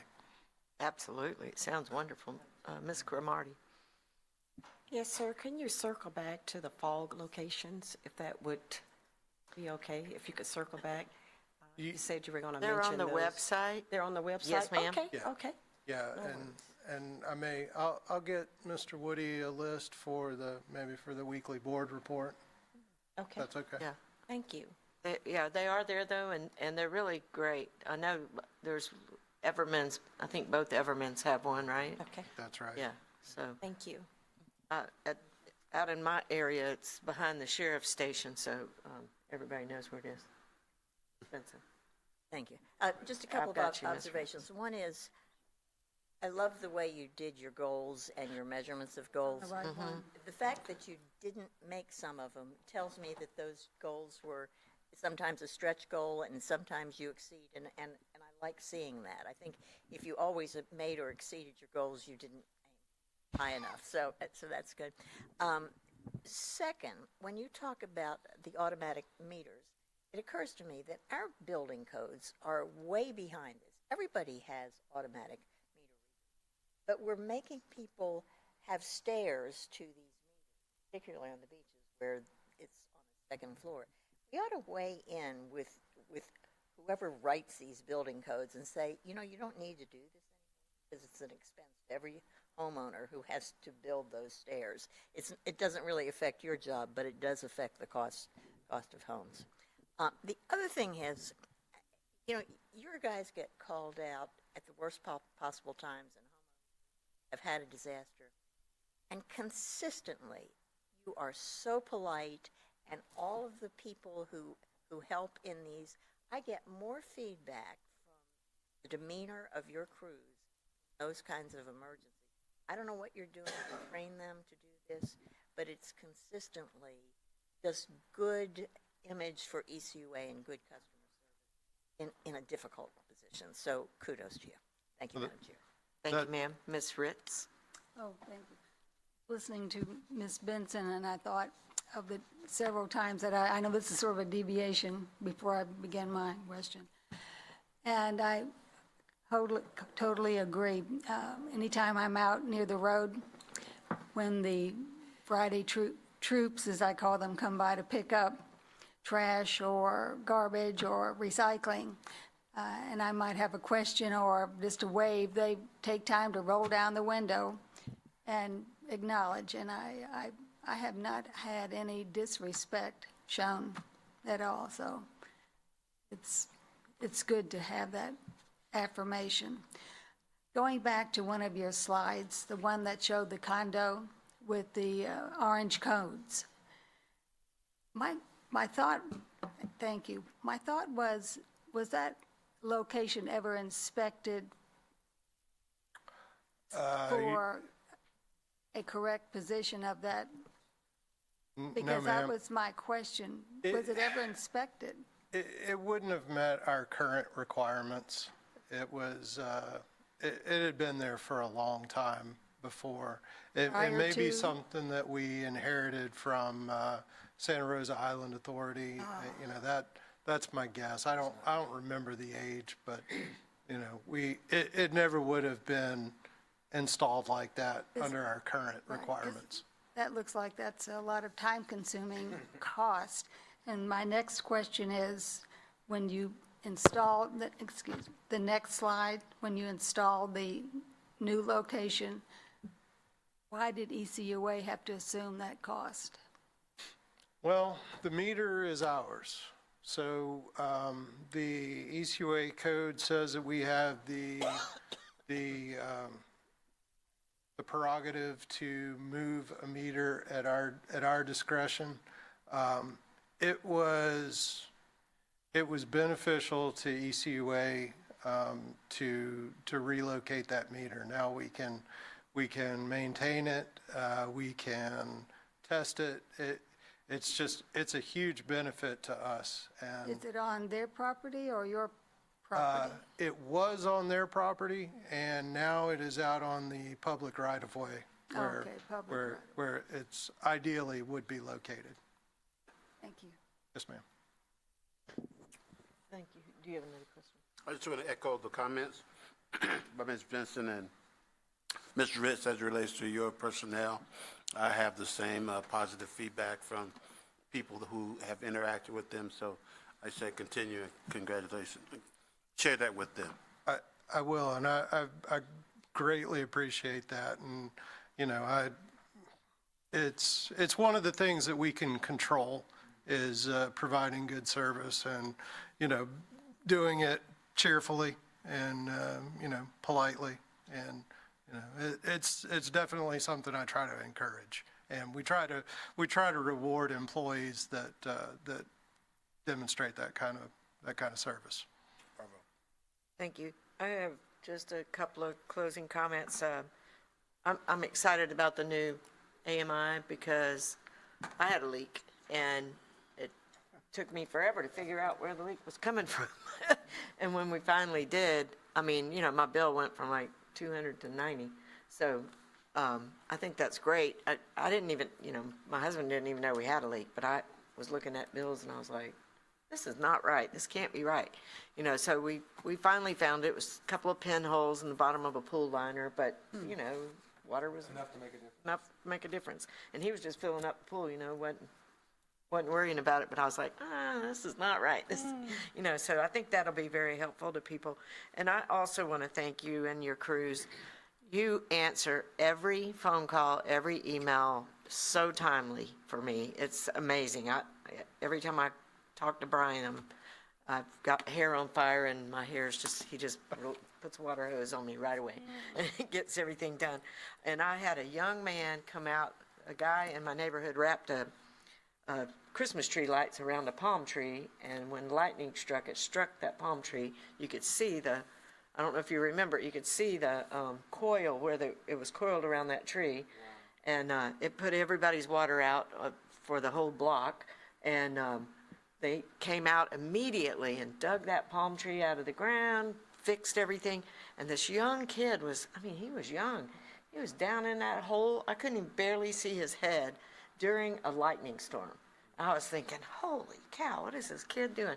And I went over there when it calmed down a little bit and asked him, I said, can I get you something to drink? And he goes, no, ma'am, I'm just fine. Thank you very much. He was just so polite and nice. So your crews are just unbelievable. And to be out there during, you know, these rain events is just unbelievable. So you tell them that we really appreciate their hard work.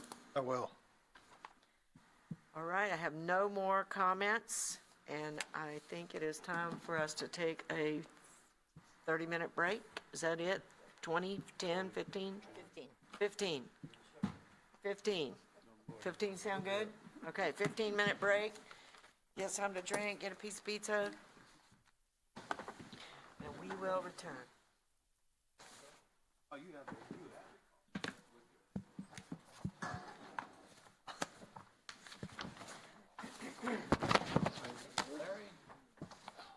Sorry, I missed a couple of, I didn't know about the one yesterday. I always get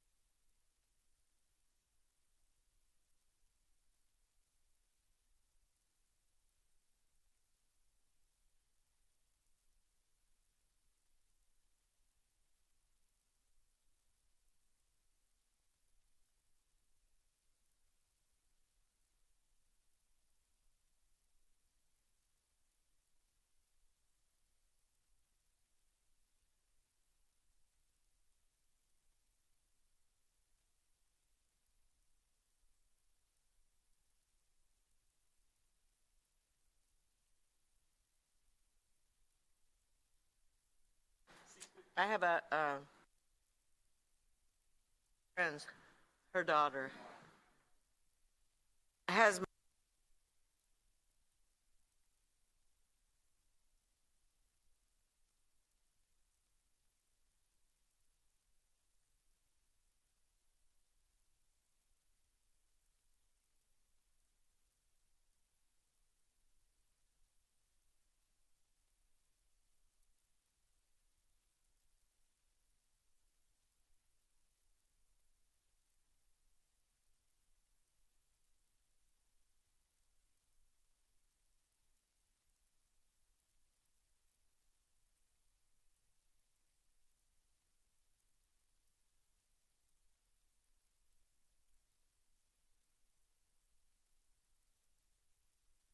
Years I went to the Point Restaurant every Friday night. I love the Point Restaurant, my favorite place. Was that when Bonnie was there? Bonnie was there, yeah. She was my best campaign worker. My She knew husband, everybody. yes. My husband's parents owned the property right across the street from Point Restaurant. And, well, kind of catty corner. And my parents had property on Perdido. So there was no doubt right after we got married where we were going to live. Yeah,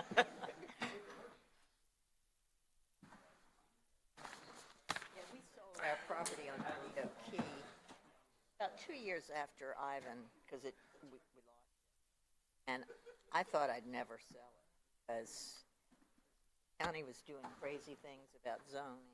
But we had somebody give us a price that surprised us. And they've built a house and love it there. And so I just ran into her last week. So Yeah. We sold our house in Grand Lagoon after that, but and we had a lot on the water and we sold it last year. But I miss being on the water, but I still love the area. It's nice. I don't miss the hurricanes. All right. I'm dreading going back to the beach house because I've got a sculpture and a reflecting pool. And with those winds that we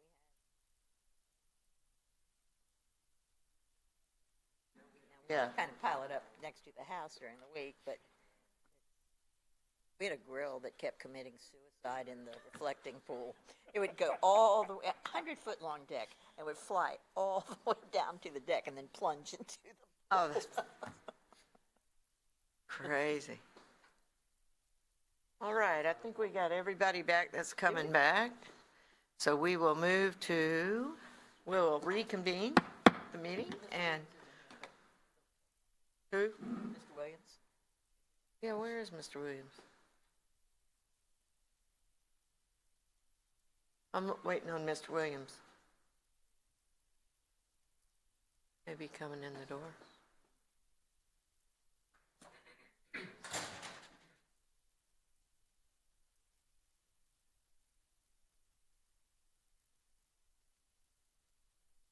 There we go. All right, so we will reconvene, and we move now to water reclamation and Mr. Randy Sears. Thank you, Madam Chair. Thank you, members of the CAC, for having me.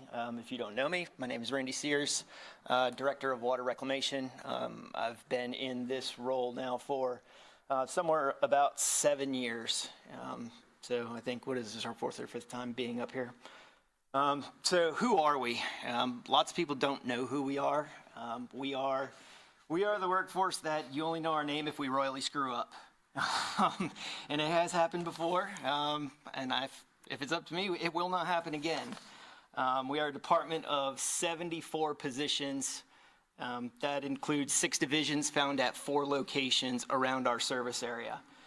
Pensacola Beach, we are the operations, the wastewater operators at Pensacola Beach with 24/7 operations. We have 11 positions at Pensacola Beach. Currently, we have 9 licensed operators down there, and we have 4 of them have the top license in the state. From there, we go over to Bayou Marcus on the west side of town.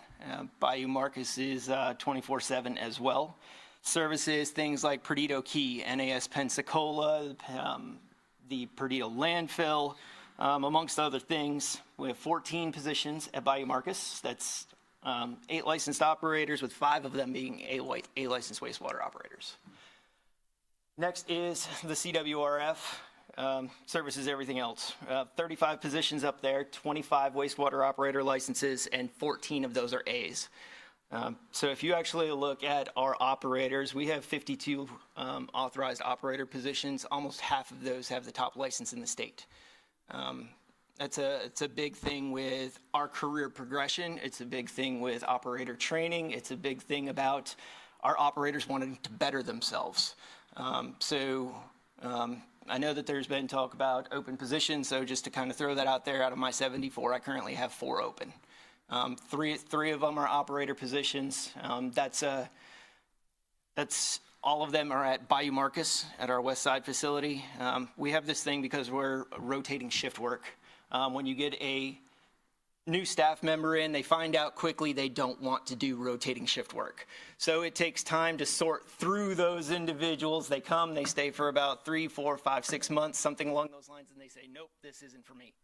And that's exactly where Bayou Marcus is at that time. They're actually having that turnover, trying to find those long-term staff that are going to be there for a while. And what is the beginning, what kind of education do they have? Just a high school diploma. We do complete career progression. You can come in as a trainee, not knowing anything, and we'll get you to where you need to be. The career progression is there. You come in, you do coursework, you do pass state licensing, you get state licenses, and we will promote you to Operator 1, Operator 2, Operator 3. So it's a self-progression. You can give yourself your own raises the same way as many of our career progressions are. Dr. Walker has a question. Yes, sir. Bayou Marcus has rotating shift. Correct, sir.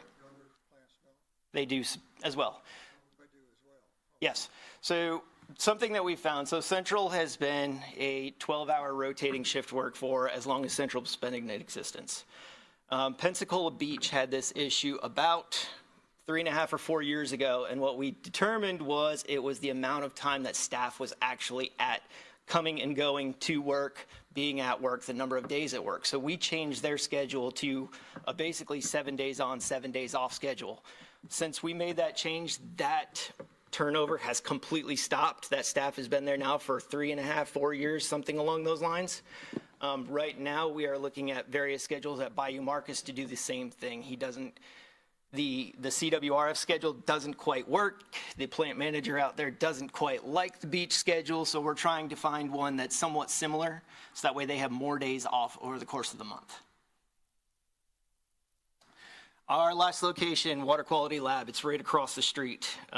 This group is responsible for all analyses on both water and wastewater, both in-house testing and responsible for samples being sent to outside laboratories. So we have 4 dedicated laboratory personnel over there who run the sampling in-house. But then again, we also have 5 field staff. The field staff are responsible for, I don't want to say all because it's not 100%, but it's pretty close to all of the potable water sampling at water wells, at fire hydrants, bacteriological sampling.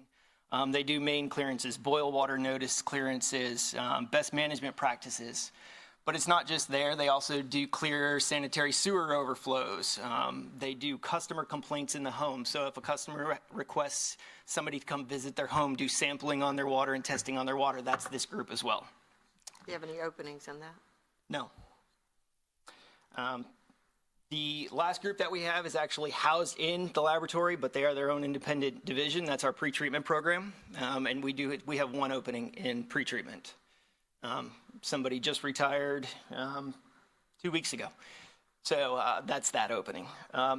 The pretreatment program is a delegated responsibility. EPA has the responsibility. They delegated it to the state of Florida, who has then delegated it to us. So it's actually an enforcement branch. They are responsible for Chapter 26 of ECUA code. That's the sewer use ordinance. It's what's allowed to go down the drain and not, whether it's a domestic discharger, an industrial discharger. There are certain things that are not allowed to go down the drain, and this is our enforcement branch. It's a group of 3. The Florida Industrial Pretreatment Association certifies them as well, and the 2 that are currently in there are both certified, and one of those has the top certification in the state as well. So And that's what just, is the prerequisite for that position? that is a lot more looking at Florida administrative code, buried in Florida statutes, buried in CFR. So you've got to like that sort of thing. You've got to be good with Excel. There's a lot of data that comes in. Usually we're looking for somebody with a BS degree in something, some sort of science, something along those lines. Okay.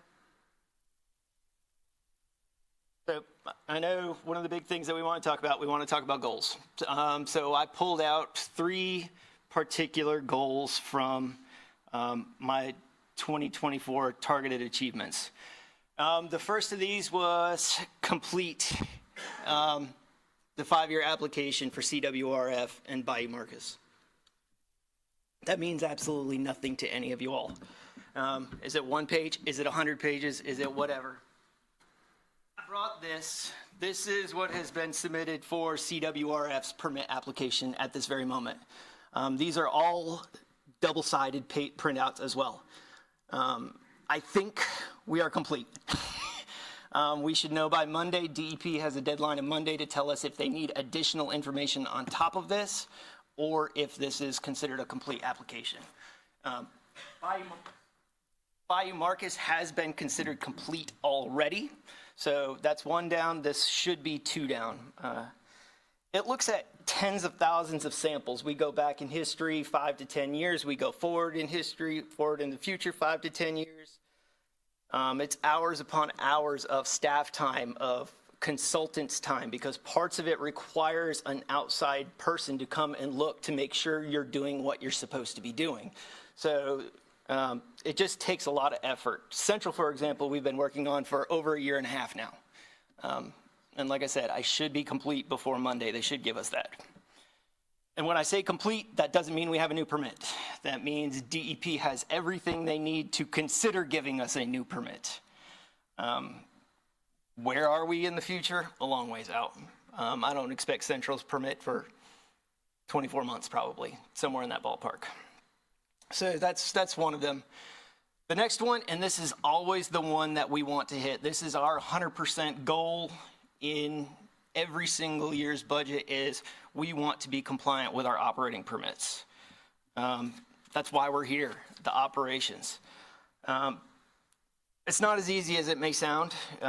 There is a lot, we're at the end of the pipe. There is a lot of things in the middle. There's industries, there's manholes, there's residences, there's septic haulers, there's hospitals.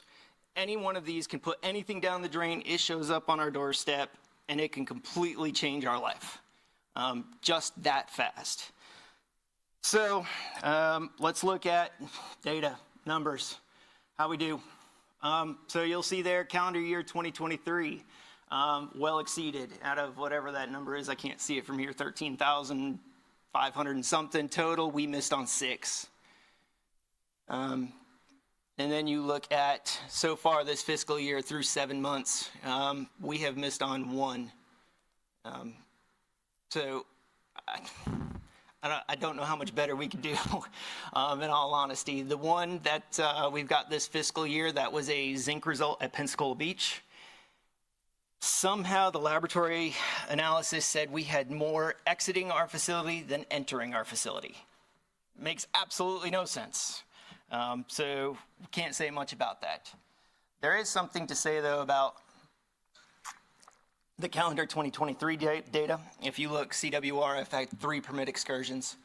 At the end of fiscal year 23, we actually had a permit change. Had we been under the new operating permit for all of calendar year 2023, those 3 permit excursions would not exist.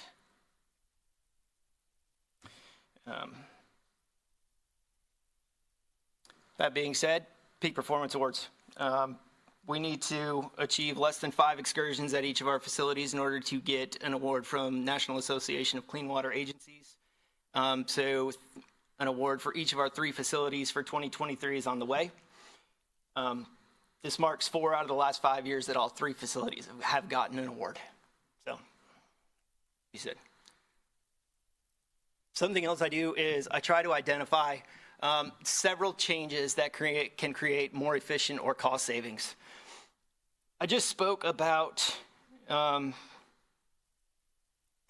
Justin alluded to yesterday with the P cards, the way we have always done things is not the way that we're going to do things. That's just the same way that I think. So I just mentioned the permit change. The permit change changed our compliance requirements, but that also allowed a change in operations. And one of the big operations it allowed to change was chlorine dosage. Chlorine dosage is used as disinfection at CWRF.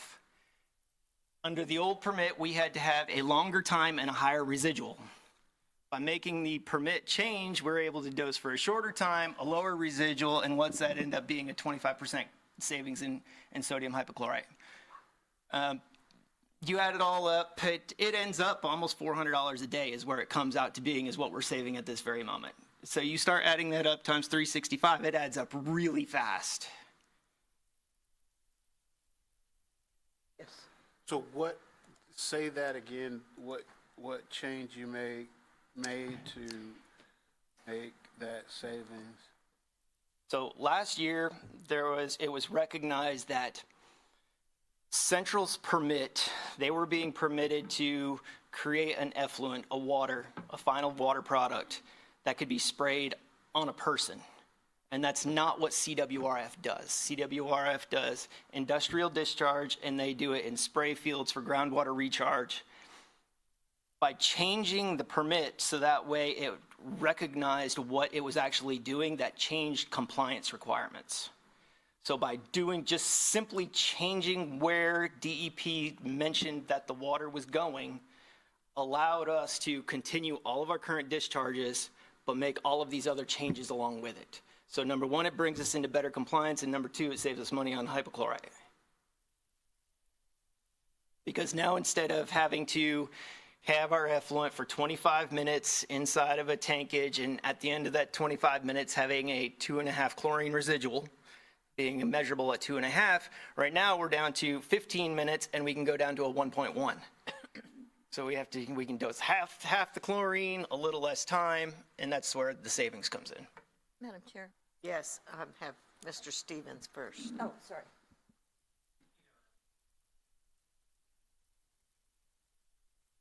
Same here.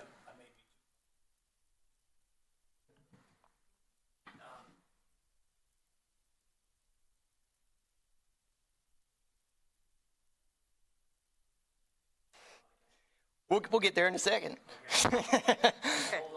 Okay, Ms. Benson has a question. Well, I'm really fascinated by this change in rules that has affected. So when you see things like this, where the rules of the DEP or EPA are really not consistent with what your mission is, do you have an opportunity to advocate for that with the state or with the feds so that you can affect this kind of change? We do, ma'am. It just takes time. So the operating permits are on a 5-year cycle. And in the middle of that process, you can do what's known as a modification to your permit. You can request a modification. So that is actually how this whole change happened. I requested a modification of the discharge requirements. It takes time. DEP permitting just takes time. Usually, we have a very, very, very good working relationship with DEP in town, both the permitting side and the compliance side. So usually I'll make a phone call to them in advance and say, hey, this is what I'm thinking. What do you think? They'll give me a couple days and they'll say, yeah, I think that'll work. And then I'll officially submit to them for the request. And then it just takes time for them to rewrite things. I mean, that's really amazing. It is amazing. You know, because I would think the bureaucratic mindset is to take what's required and meet those requirements and just churn it out. But when you can pause and identify a way to change that requirement, which impacts everything except safety, that's a wonderful approach to your job. Are you able to use lobbyists as part of it, or is this really a technical function where you're dependent on your relationship? This is more of a personal relationship. There's nobody to really lobby to. The local permitting office are the individuals who actually take this under consideration and will move forward from there. That's really incredible. Who's the head of that? Is that still Sean? Is that- No, Sean is actually the director of DEP Total. He's in Tallahassee now. Okay, Elizabeth Orr is the district director. She was the assistant director. gotcha, okay. And he's from here, I think, Sean, right? Yeah, he Yeah. was the Northwest District Director for a decade. Yeah. Probably before he moved to Tallahassee His 4 or kids played 5 years ball ago. at Perdita. Yeah, nice guy. Good for him. Thank you. Go on. All right, and this is just the first 7 months of this fiscal year. The summertime, we actually use way more chlorine. The sun burns it up, just like in your swimming pool. So I am guessing, it's just a hunch I have at this moment, that we're actually going to show a bigger difference at the end of the fiscal year than what it is now, just because we have a lower residual requirement, lower time in the sun. I think we're actually going to do better than that 25% that we're showing at this moment. All right, so 25 goals. Just showed you Central's permit application. Pensacola Beach is actually due next summer. We have started doing the sampling. We've started doing the analysis on that already.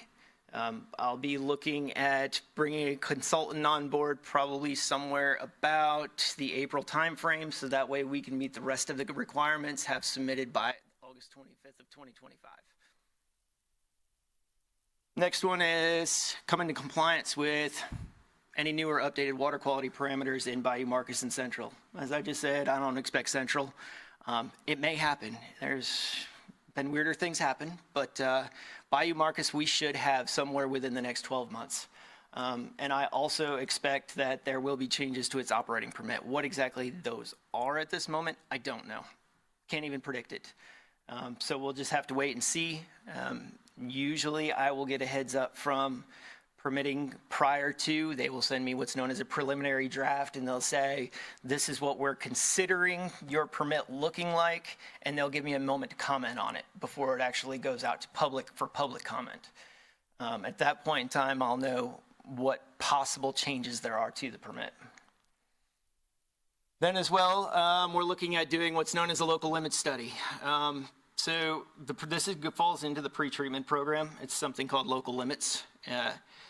Part of the pretreatment program is to ensure that our effluent and our biosolids are reusable at the end. That means that they meet all water quality parameters. So we look ahead, we look at the industries, the dischargers.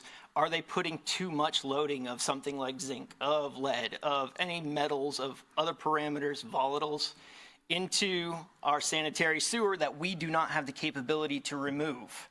And we will put those limits.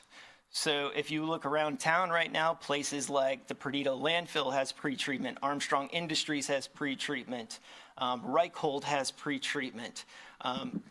We force that back on them rather than having us actually do the treatment of their waste streams completely. They need to bring it closer to what would typically come out of a domestic residence. So we actually have a list of, I think it's 13 metals right now that we have limits that are tested for. All right, so here's budget. Here's what we're all here for. So I didn't really look at personnel costs. There's a lot of that I don't have control over, as you've been hearing from lots of us. Pensions, benefits, all of those sorts of things I don't. I was maintaining overtime budgets exactly where they have been for at least the last 3 years, I believe. I know that those are consistent. There was a very small uptick in the standby pay. As I told you, we're having the turnover at Bayou Marcus. Bayou Marcus did not have standby pay before up until, just in 6 weeks ago, something along those lines. And it's just in case we have those new operators on a night like last night who don't know what they're doing. So we're going to put a longer-termed licensed operator on standby in case we need some assistance. So that was a very small $3,500 ask. Now, below the line, this year's request, $10.9 million basically. If you compare that to last year at 10.93, I'm requesting a decrease for FY '25. And I can see Mr. Brown doing that right there. What? How? So the question is, how in the world are you doing this? Why are you even considering this with inflation, with everything that's happening? So what I did was, let's pull out my 5 biggest budget items. And there they are. See what they are. Power, natural gas, power, polymer, aluminum sulfate, sodium hypochlorite. Add them together, that's 7.9 million out of my 10.9 million. So let's take each one individually. Power. So this is normalized power costs since 2017. So total cost of all my locations divided by total power used since 2017 on a monthly basis. We did have the big jump in 2021, which we were expecting. That's the FPL big jump, the one that they said, oh, we promise you in 5 years your power is going to be less, and everybody laughed at them. There's a little dip there in 21, 22. That was a billing change on the FPL side. And then you can see we have flatlined since the beginning of 2022 when it comes to power costs. Now, this is just what I have seen at my locations. I'm not going to say for anybody else. Bigger locations, smaller locations might have different power rates. But you can even see starting last summer, we actually dropped below the 10 cents per kilowatt hour down to 9 cents per kilowatt hour. Now, it doesn't sound like a whole lot, but when you're doing almost 3 million kilowatt hours a month, we're talking $20,000, $25,000 a month that 1 cent per kilowatt hour has saved us. So start adding those numbers up. Now, all of a sudden, there's $500,000 that's just sitting there.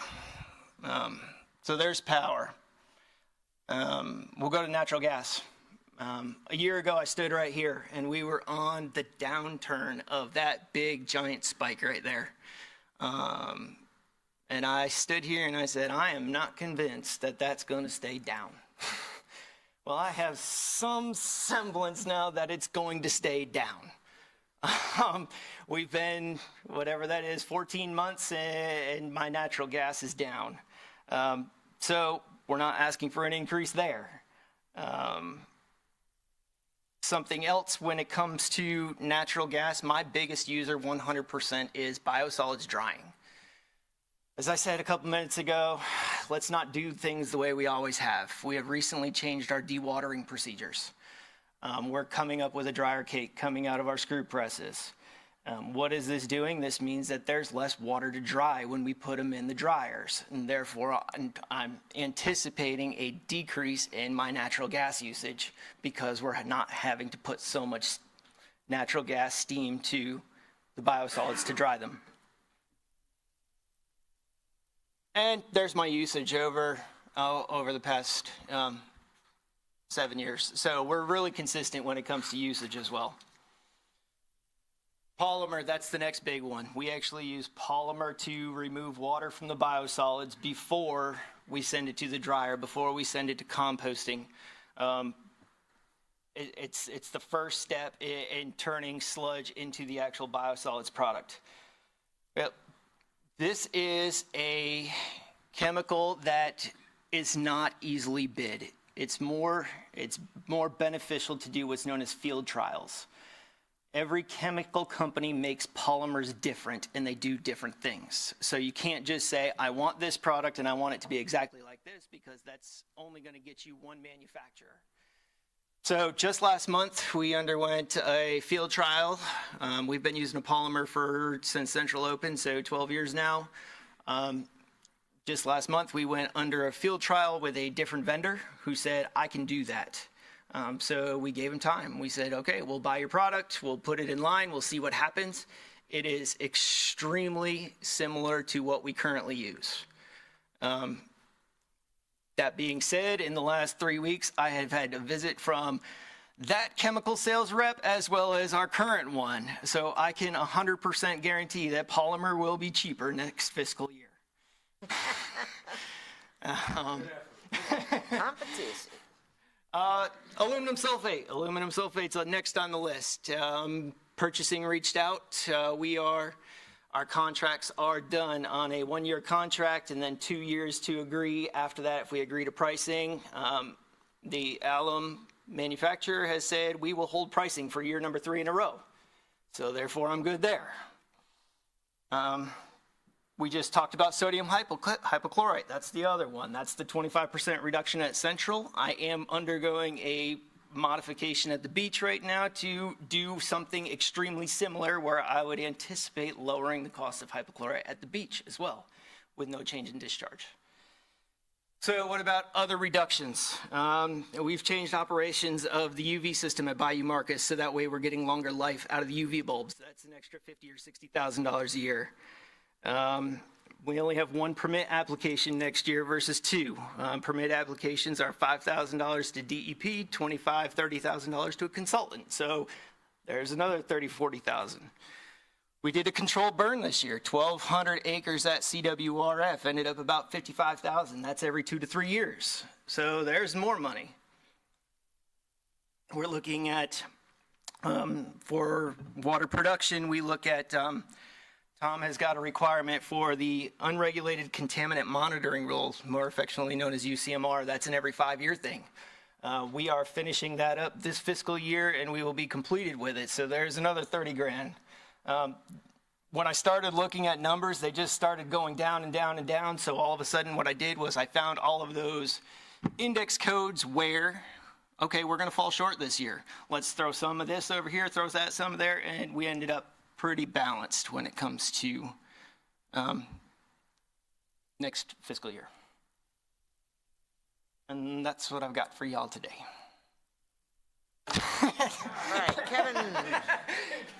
Mr. Stevens. Mr. Randy? My I motor like that. runs 24/7. I like him. I can relate because I can see the wheels just spinning in there, man, right now.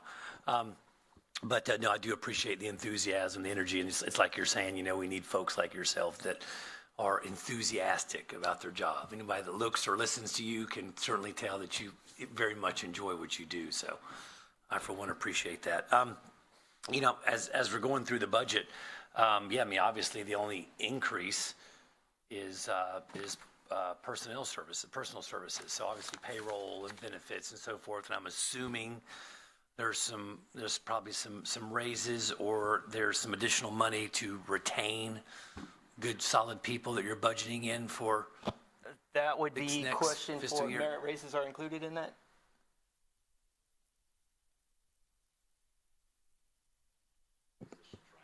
Okay. Well, we do have that. I'm assuming with this increase here, that's okay.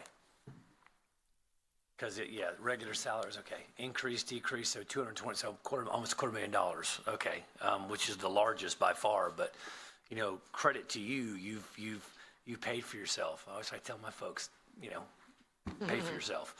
So you did actually. You exceeded that. So that's pretty exceptional.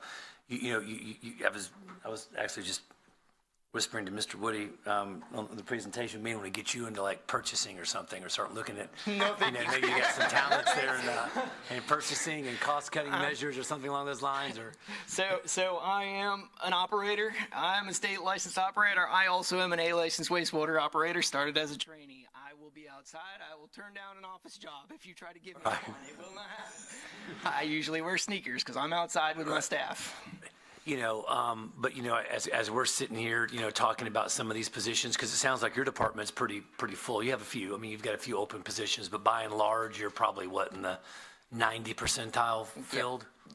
Close. Yeah. So I don't know if you could, again, you started out operating 1, 2, kind of worked your way up. So as we were talking to some of your coworkers prior to you coming up here, and we alluded to some of the videos and some of the social media and so forth. Like, this is a guy I'd stick on a damn video right here. Uh-huh. This is a guy right here I'd stick on a video, and you got a story to tell, and you shared that briefly with us, you know, how you started out and why you like what you do, why in your case, why you love what you do, and started out from here and kind of worked your way up. That's stuff that we want to tell. That's the story that we want great to story. tell to folks, to encourage people, you know, to get in here, even younger folks. I say younger folks like yourself because you have all your hair. It's turning gray. It happens to the best of us. But again, like I said, I appreciate your energy, your enthusiasm. Appreciate your. I mean, you may wear, you know, polos and sneakers, but you've obviously got a good head for business as well and budgets, and so that has a lot to be said. But definitely want to. You know, this is a gentleman we want to have on a video, and why come to ECUA. So I appreciate you and your department's efforts. Thank you. Absolutely. Thank you, Mr. Stevens. Mr. Brown? Headed in the same direction. I know I've talked to you before, but whatever it is that you're doing, if he could be, because I've looked at all of the other social media ones, I haven't seen him and I haven't seen that amount of energy. And I'm looking over here at the young lady from HR. You know, if he started from the bottom and worked his way up, that sells it itself. It goes back to what we were talking about earlier. And if you would be amenable, I would make sure that we suggest that we put that in the minutes and we follow up with that to get this young man just for a video or two. Thank you, sir. So, Mr. Brown, I started this presentation going, we like to be the hidden group. If you know our name, something is seriously wrong. Well, you know what? I'm going to back you off of that. We know your name and something is seriously right, and we would like to replicate that. Chairwoman, Mr. Woody, that's fantastic. Thank you. Thank you. Thank you, sir. Ms. Benson? Well, congratulations on just the excellence of the work that you do and being recognized for it again and again and again. Well of you, as well as the people who work in your department. Clearly, everybody is working as a team. Appreciate it. Certainly, the innovations that you have done that are saving us money is just incredible. But I want to know, do you run your household budget like this? Why, you got a single daughter or something? No, I want to know if your spouse hates you. I mean, I don't think. Yeah, you really are a hawk when it comes to this. Right. No, we're not that tight. Anyway, thank you for all that you do. Thank you, Ms. Benson. Ms. Ritz?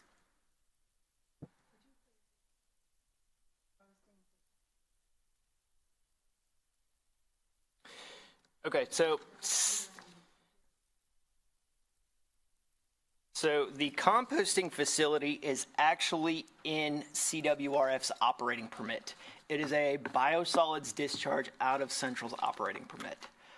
So the composting support comes in for things like testing, because it's just like all of the other biosolids, we need to do testing.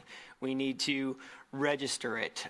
Things like their leachate pond this year, we actually had to clean out. So that was an assistance because part of Central's operating permit says that conveyances of the leachate that's coming off of the compost facility need to be kept clear. So we have to be able to take on those kinds of things.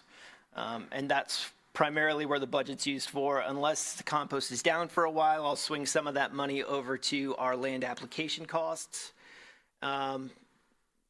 which is just a different avenue that we have available to redirect biosolids when compost isn't working.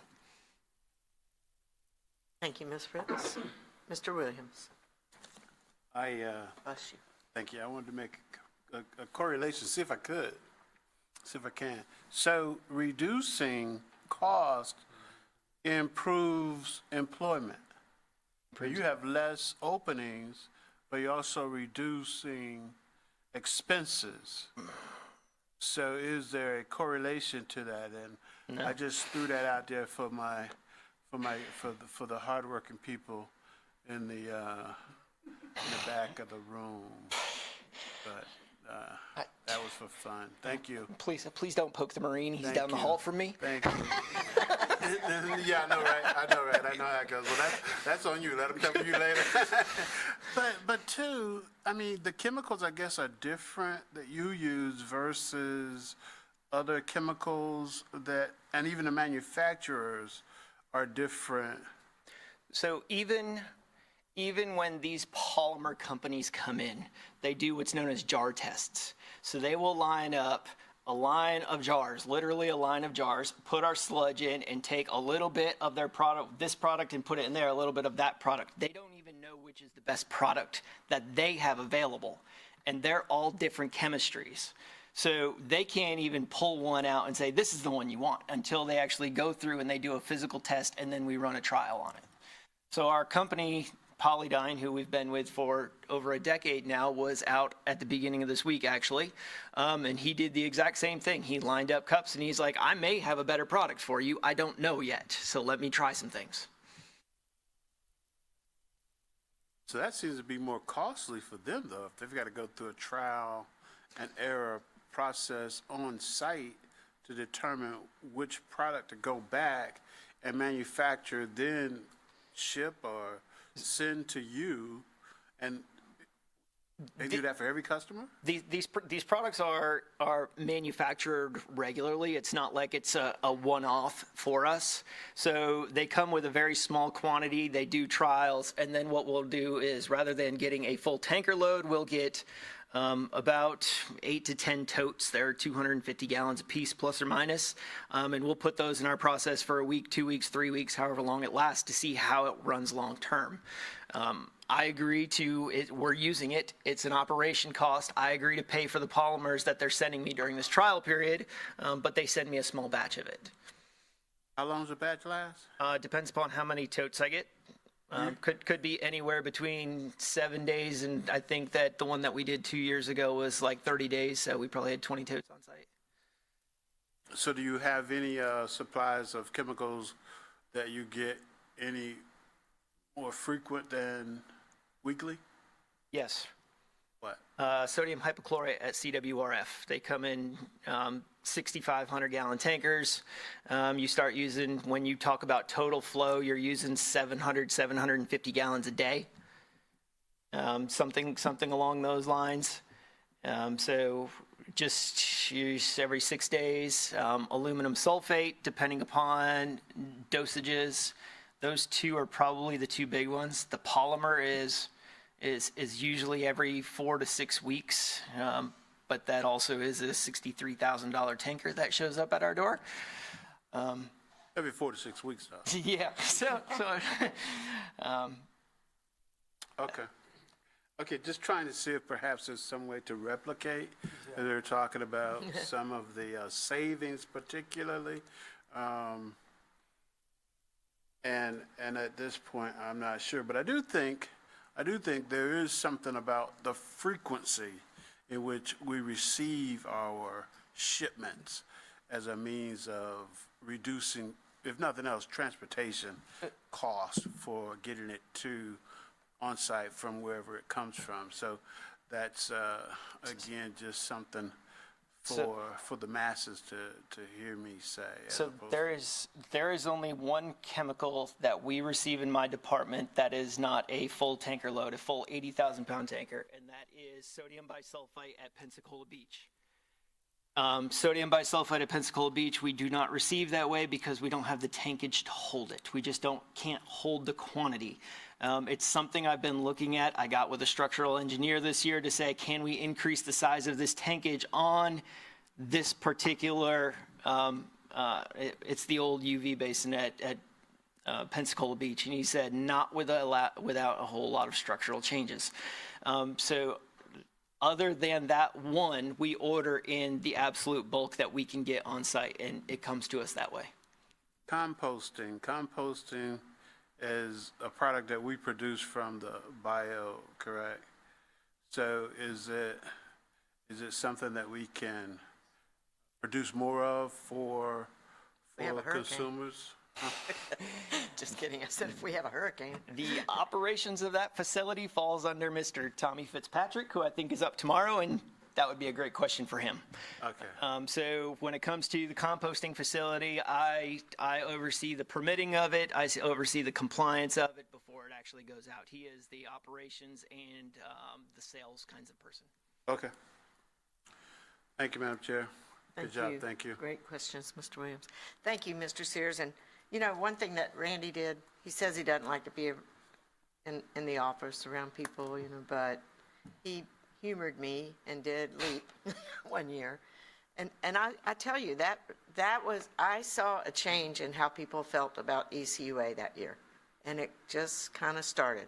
And I really hope that we are sending someone from our supervisors once a year to LEAP, because I mean, it's not all of it is that important, but all of it is, it's important for those 50 new leaders in the community to meet someone from ECUA. And I think that you started something that was really good for us. And I appreciate you doing it, because I know it really wasn't in your wheelhouse. Absolutely, ma'am. Thank you. All right, we move now to our last workshop for water production by Mr. Tom Dawson. Save the best for last. Good afternoon. I'm Tom Dawson. I'm the Director of Water Production. Let me get this going up here. Real quick, I'll go through the makeup of the Water Production Department. And as you can see, we have 22 water operators. We have 7 well mechanical maintenance people. We have 12 personnel in our communication center, and we have 5 in our cross connection control for a total of 46. License and certifications held. We have 2 licensed professional engineers. We have 19 employees with water treatment plant operator license. We have 1 licensed master plumber. We have 5 certified backflow prevention assembly testers, and all of them have certifications for backflow prevention, assembly, repair, and cross-connection control, survey, and inspection. 16 of our personnel have CDLs. 4 of those have tanker and hazmat endorsements. We have 3 employees with water distribution system operator license. Pretty much everybody in our department, with the exception of just a few, have got to have some type of license, certifications, et cetera. How many openings do you have right now, Tom? Excuse me? How many openings do you have right now? Right now, we have 1. One. Very good. We have 1 opening in our SCADA division, and we are currently advertising for it. We've had a little bit of problem getting people to apply for it, but we're doing what we can to try to change that. What does it require?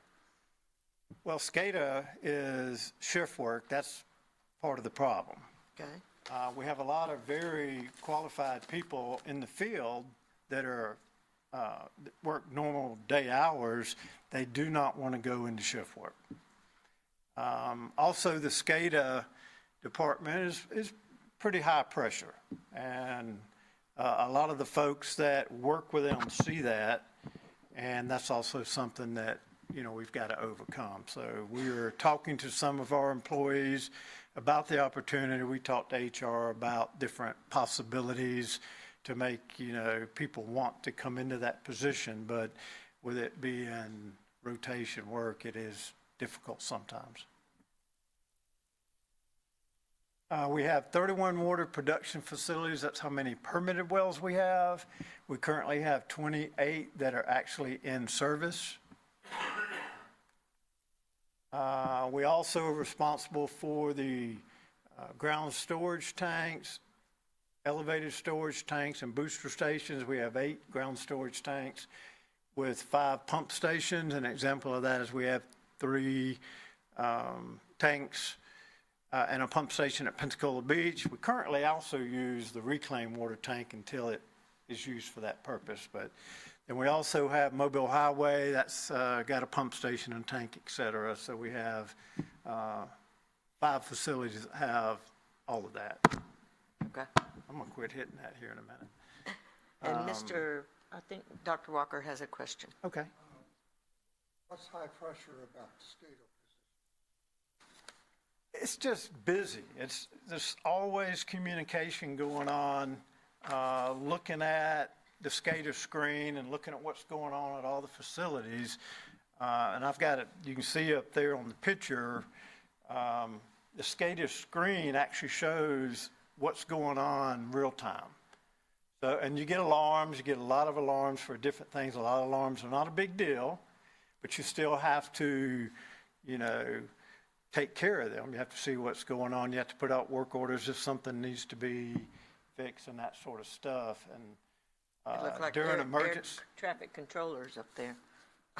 what's that? They look like air traffic controllers. Oh, very much so. And, Yeah. we communicate a lot with Brian's group. We communicate with agencies, whether that be DEP, et cetera, for boil water notices and that kind of stuff. But anyway, it's, like I said, we're looking at ways to try to make it more attractive. We'll see where that goes. Thank you, sir. All right, talking about SCADA, that stands for Supervisory Control and Data Acquisition.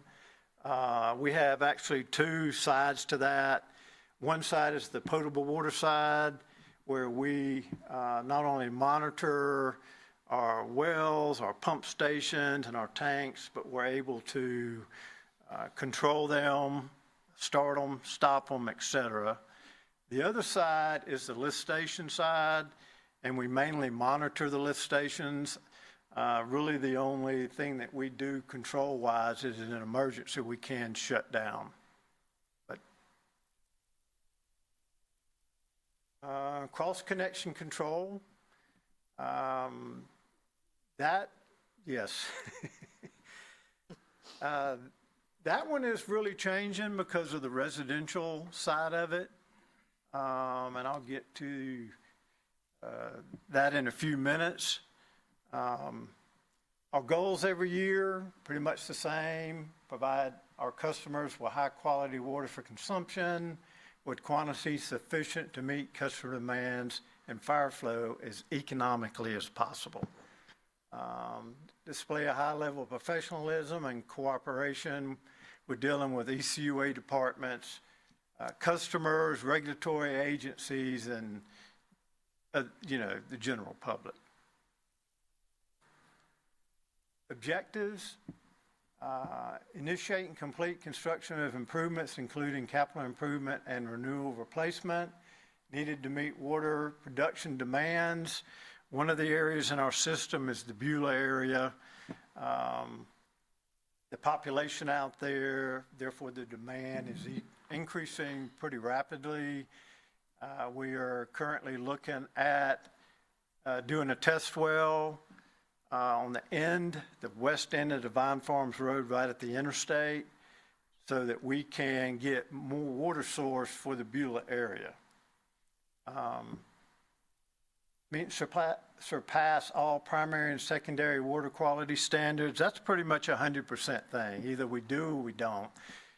And we absolutely do everything we can to make sure that we meet it 100%. And we have been able to do that again this year, so I'm proud of the people that work with me, that work so hard to make sure we meet, all of that. Continue providing accurate sampling and testing to meet all regulatory permit conditions and requirements. As Randy mentioned, they do a lot of the sampling, especially compliant sampling for the water wells, but we also do sampling of our own to check pH levels and chlorine levels and stuff every day. Cross-connection control compliance.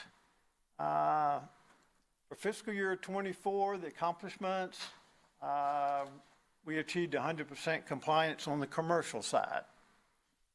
The residential side has been an ongoing issue for quite a while. We've been working with DEP, and we've been going through the board to establish this new opt-in program, and I think the board knows that was just recently reviewed and approved, and we are just now have got the opt-in letter agreements and all done by legal. We're waiting on DEP to comment on our annual report, and then we will go over our plans to get into compliance, which we are going to propose a 4-year plan. And we'll see how they react to that. I think they'll be favorable to it.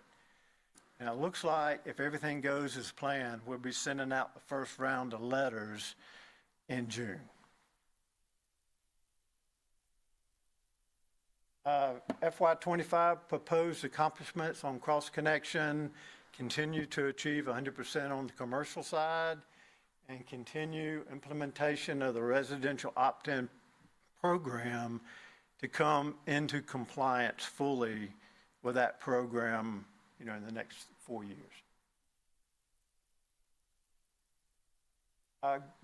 Granular activated carbon treatment, and this is one of the biggest items that affects our budget.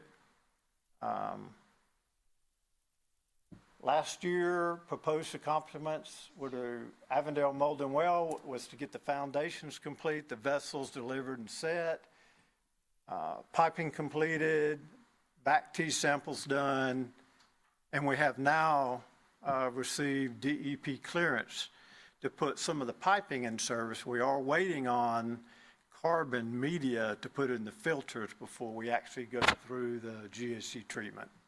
But that should be here in the next month or two. So with that, we'll have GAC treatment on 16 wells now. Nice. Dr. Walker has a question.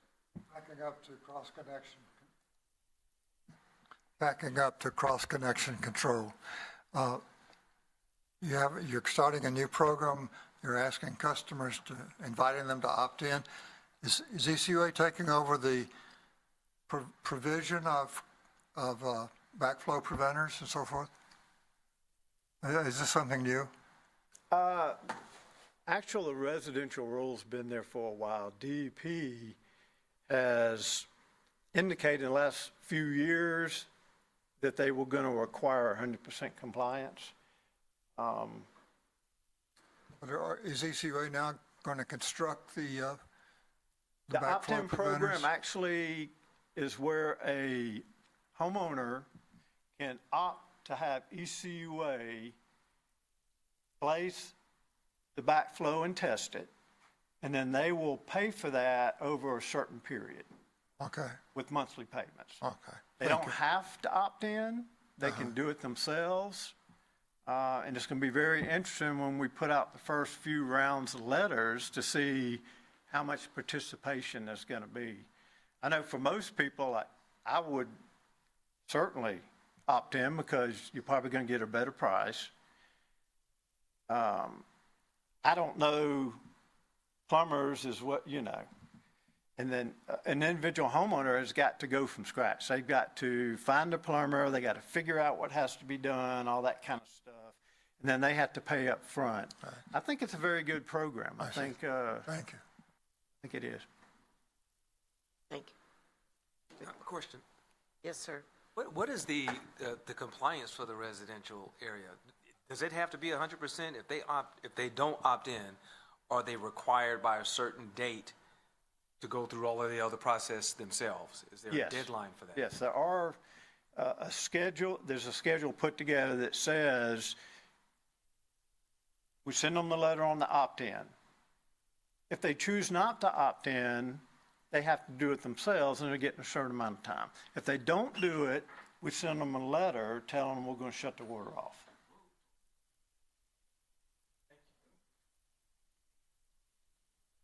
Yeah.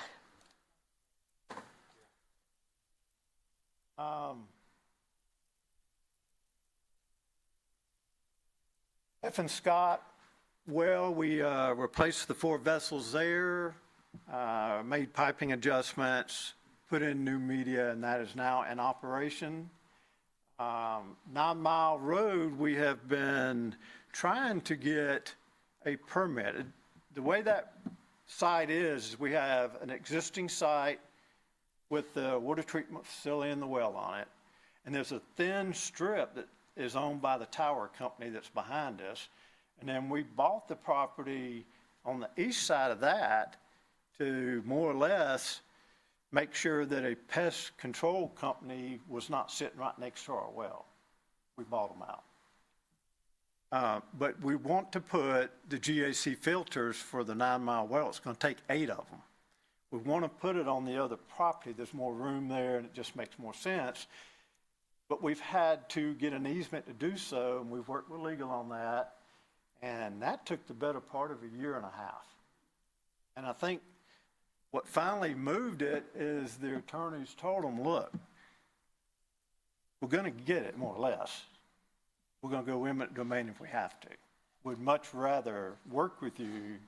And they came forward and said, well, we've had several people that were working on this that left, and it's kind of gotten lost in the shuffle and all that. And thankfully, it worked out that we were able to sign an agreement with them on an easement that will allow us to run the pipe work under that road. So we will be having 8 vessels delivered there probably in the next few weeks. And then we will be having some foundation work for those 8 vessels. A crane will come in and put the vessels up. We will do the design for the piping system, bid that out, and then have that construction done for the pipe work. Once that's finished, we'll have the carbon brought in, and we're probably looking at 2 years from now for all that to be completed. Proposed accomplishments for FY25. Start and complete engineering design on 3 wells for PFAS. And that is the Royce well, W. Avery, and Hagler. One thing I want to mention here is with the amount of money we're going to be spending on PFAS treatment and on PFAS media exchanges and disposal and all that, we asked for information from 4 of our consultants that are on our list that are not just national but international consultants. Just too much money not to have experts looking at all the available technology, because it's changing daily almost. There are companies looking at destruction methods. They haven't quite worked it out, but if you can take the spent resin or spent GAC media and you can destroy it for $100,000, that's better than paying $250,000 to have it taken to a landfill, an arid subsea landfill that's out in the Midwest. So we're going to have them look at technology for the wells that don't have that treatment yet. They're going to look at GAC versus resin. Do you do both? Do you do lead lag? Just different options to try to reduce the cost. And then for the disposal, same thing, looking at all the options there are to try to save money on this $250,000 plus disposal costs every time we change out at a well. Because what we're looking at in the future, when we get all the wells that have to be on GAC or resin, with what we're doing right now, it would be $5 or $6 million a year just to change out the carbon and dispose of the spent carbon. So, we need to find the most cost-effective ways to do it.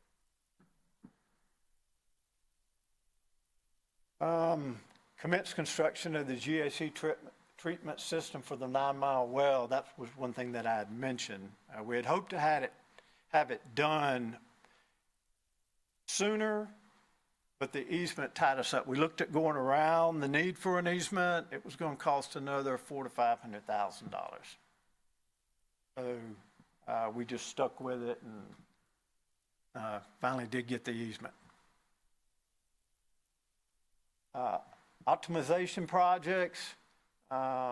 We have a project that we've been doing, more or less a partnership with the U.S. Army Corps of Engineers to look at optimizing the way we run our wells and our facilities, because with 28 active wells at any given time, you have to figure out what combination of wells to run to meet the demand.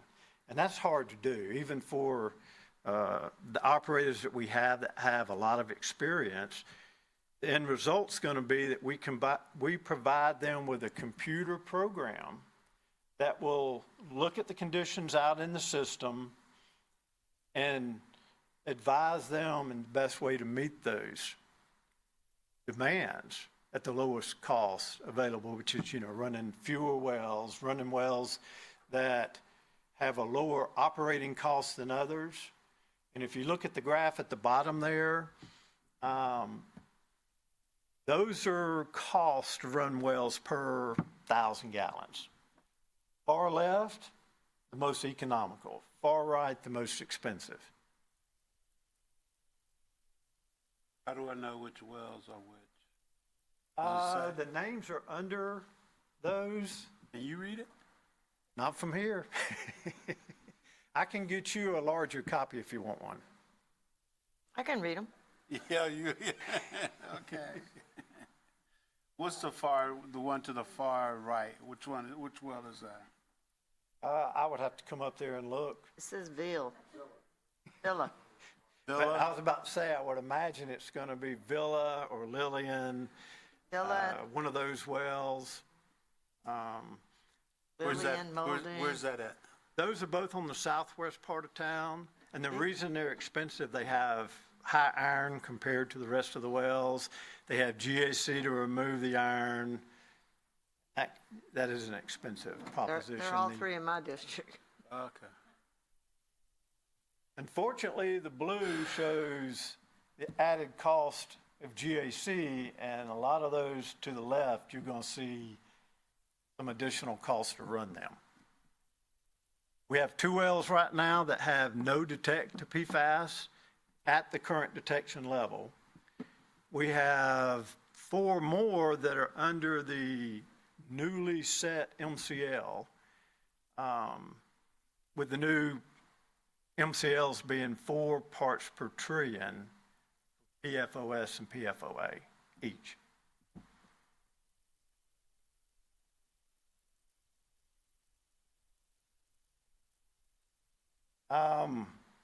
Something we try to do every year is take 2 or 3 wells and pull the well pump, the well discharge column,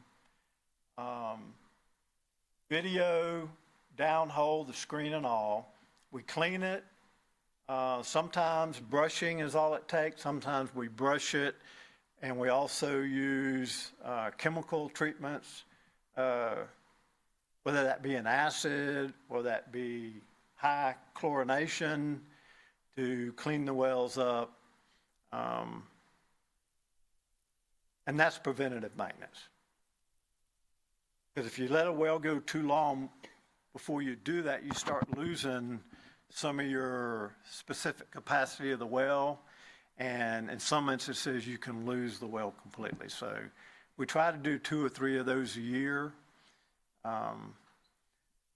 Sometimes we start off picking 2 or 3, and we find out we can't do them because we have problems with 2 or 3 others. And looking at this, we had proposed to pull the Royce well and the Kingsville wells. We had to postpone both of those because at West Pensacola, one that was only pulled 3 years ago, we started having excessive vibration. So we had to put the well out of service. We had to pull the pump, discharge, piping and all that, and see what the problem was. And what we found in that well is part of the suction pipe. And what the suction pipe is you have a pipe from the surface down to the top of the pump. Underneath the pump, you have usually about 30 foot of suction pipe. Well, part of that suction pipe had broken off and fallen to the bottom of the well. When we videotaped it, the casing has some big holes in it. And we're trying, I guess the best thing that we can figure out talking to the experts is that probably when that suction pipe broke, it left a jagged piece, and that knocked or put the pump into more of a vibration, and it started hitting the side of the casing. And I got a picture of the casing coming up. Tennant well, we did pull that well, and we pulled it instead of pulling Kingsfield because we also had a problem at 9 Mile Well, and we didn't want Kingsfield and 9 Mile Well out at the same time. Two big producers in the same area. So we did get Tennant pulled, and it's being put back in service. Proposed fiscal year 25 accomplishments, full rehab of the Royce and Kingsfield well. Hopefully we get to do it this year instead of having to divert that time and money to a well that's got a problem. But once again, one reason we're pulling them and doing all this is to prevent that. These are the holes in the casing that we saw. This is 132 foot below the top of the ground surface. And these are holes in the casing. I'd never seen that before. And we're putting the well back in service. We talked to 2 experts that didn't feel like these were going to be a problem right now. And then we're going to have to reevaluate it in the future, and we may have to sleeve it. And what the sleeving would be is a smaller pipe put down into the well to cover this up in case it gets worse. And the cost of that's like $150,000.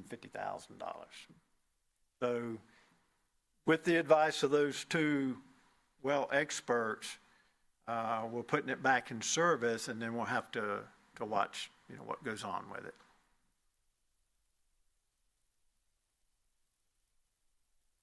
Lime room rehabilitation, we use bag lime right now. The powder gets everywhere. The only way to clean it is with a diluted acid solution that eats metal. So every so often we have to go in and rehabilitate the lime room. One thing we have done is you see the pipe going through the building there. That's the pipe that comes from the well, comes through the water treatment facility, and all the chemicals are injected into that pipe. Well, that pipe used to be in the same open room as the bag lime, and we've put a wall in to stop that dust from getting in there. It eats the bolts, it eats the supports, it eats everything. So this has helped quite a bit. But we were able to do the Kingsfield well this year. We had bid out 2 others, but the cost came in so high that we decided not to do them right now. And we will reevaluate those in the next year or 2. This was actually a proposed project in '24, and it was the rehab of the Inner Pump Station. If you know where that is, with the 1 million gallon tank on Inner Point Road. The plans are to totally rehab that pump station with pumps that are capable of running with the VFD. The ones that are there right now don't. That will help us regulate the pressure down Inner Point Road and Inner Point Island. We did some modeling, and we got quite a bit of pressure data and got with regions and talked about it. Decided that before we did this work, we need to do some line upgrades to make it more efficient at what it does. So the money for this project was transferred out, and I think we've already designed probably the first phase of that distribution main. Yeah, it Right. starts later this year, right? Yeah. Okay. And then once we get the distribution lines in place, we're look to fund this project and upgrade that facility. Good. Water treatment facility replacement. This is another project where we bid 2 of them, Cantonment and McCrory, and they came in 2.5 times higher than the one we had done just a few years before. So we didn't have the funds to do it. There's a lot of other priorities. So for right now, we'll maintain those facilities, you know, put roofs on when they need roofs, that sort of thing. Hydraulic modeling, one of the things that we wanted to be able to get done was we wanted to model the Divine Farms Road, Frank Ritter Road, Beulah area for a new transmission main, and we got that done. And Stacy in engineering will be doing the actual project. I know they're already talking to a consultant, and Stacy's not here anymore, but, and hopefully we'll have the Beulah well to go with it. If not, we still will be able to move water from east to west because we've got to get more water into Beulah. Yes, I agree. Right. And then fiscal year 25 proposed accomplishments. We're doing modeling right now, and we will be doing more modeling in conjunction with the Navy's Corey Station in Mainside. The Navy has come to us and they want us to provide emergency water for them.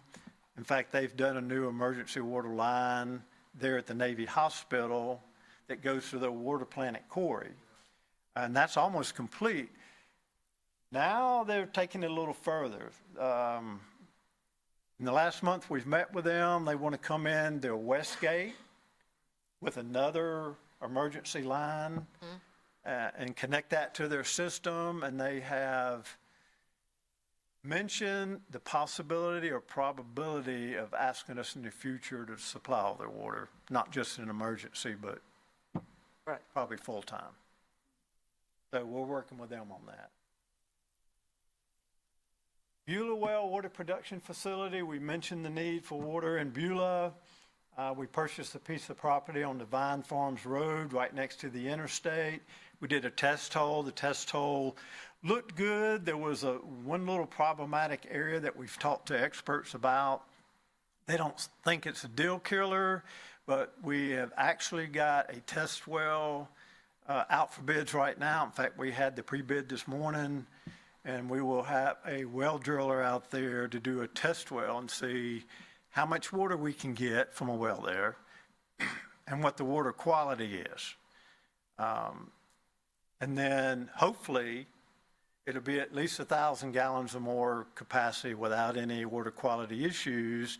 And we'll build a water treatment facility, a full-scale production well, and tie to a transmission main to go under the interstate and into Beulah. Yes. Yes, sir.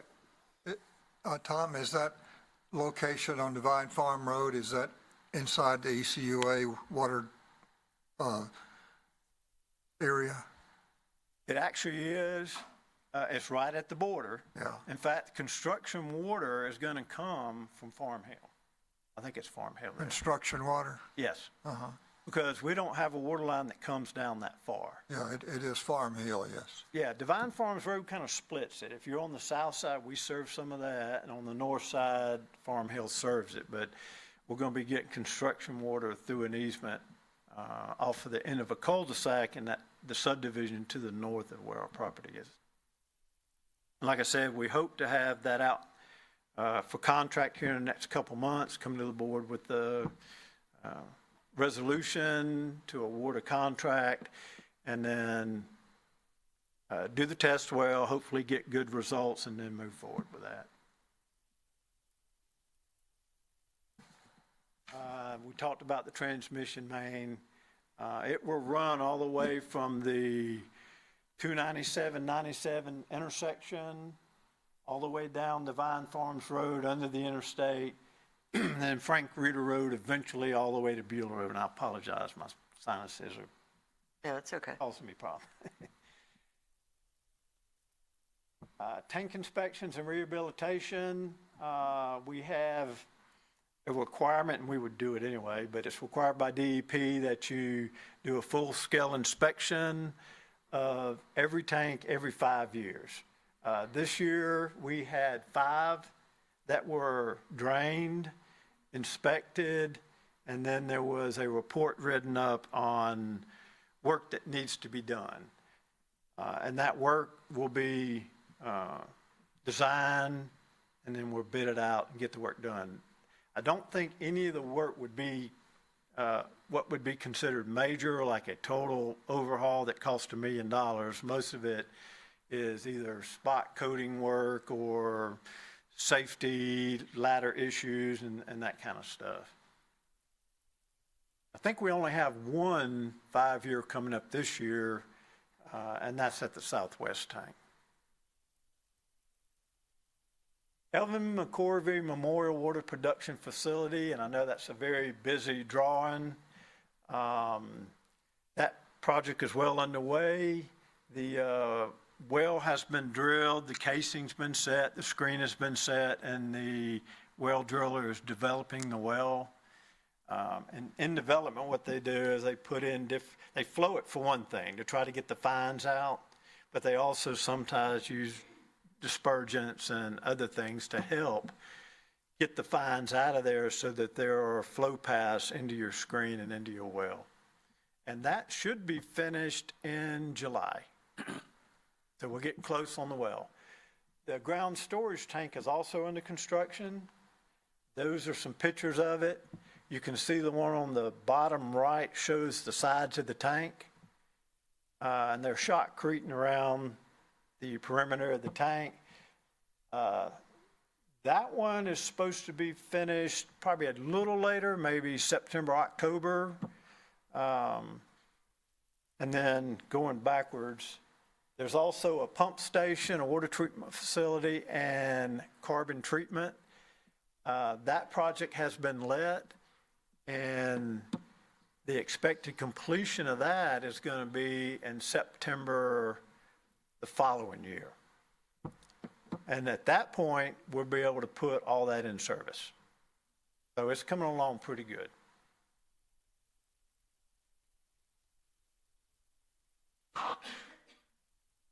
Getting into the budget. In the past few years, chemicals have been probably the biggest increase in our budget, with the exception of electricity one year. Bag lime continues to go up. You can see the estimated increase is 22%. Carbon's the big deal. And this one is substantial. It's not that the cost of carbon's going up. It's not that the disposal's going up, but as we put more and more facilities in, which we're going to have to do, that cost is going to continue to escalate. And as you can see, that's a pretty substantial increase. Right now, on a typical well, like a Spanish Trail. Oh, I'm sorry. Oh, I'm sorry. Dr. Walker has a question. Okay. So the 64.7%, that's not a price increase percentage, but a cost, total cost because of increased quantity. You're correct. Okay. The price increase we've been seeing in carbon is anywhere from 10 to 15%. The rest of that is new facilities that get to the point that the carbon has been spent. You have to remove it, replace it, and disposal of the spent. The disposal, like I said, is a big, big cost right now. And that's one reason we're going to have somebody look at all this for us and see if we can find ways to save, do it more economically. Yes, ma'am. Carbon being exposed to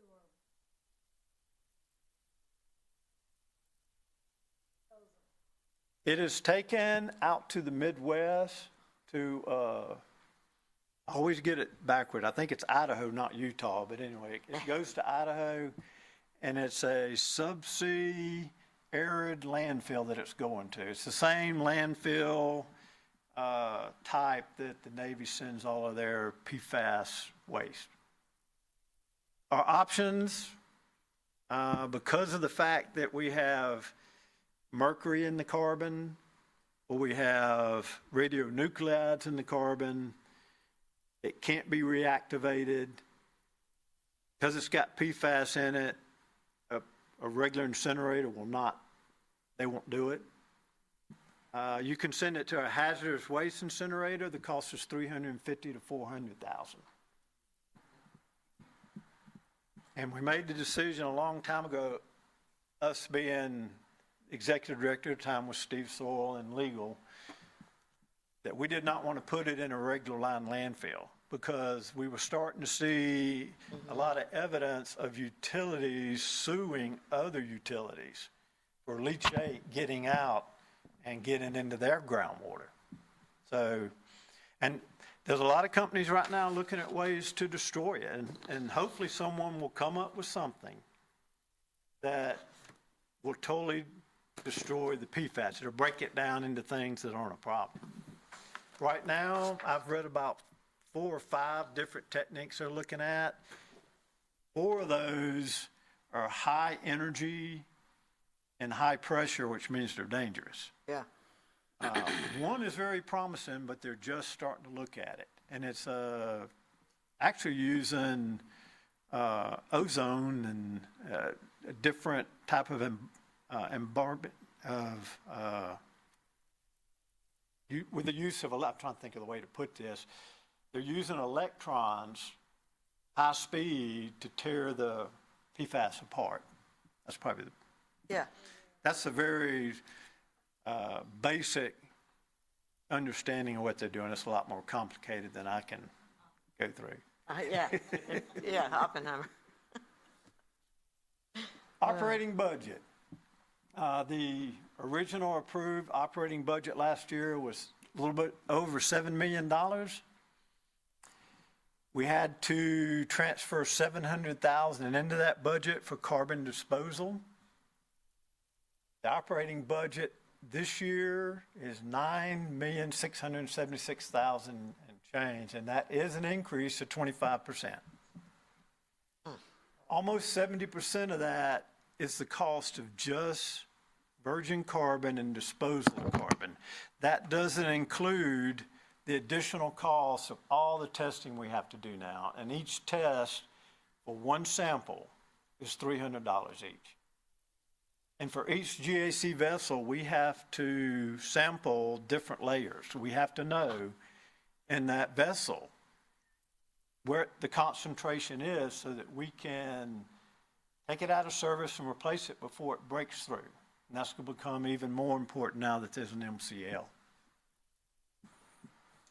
And I know that's not good news. I think everyone knows, though, that this is an expense we're going to see.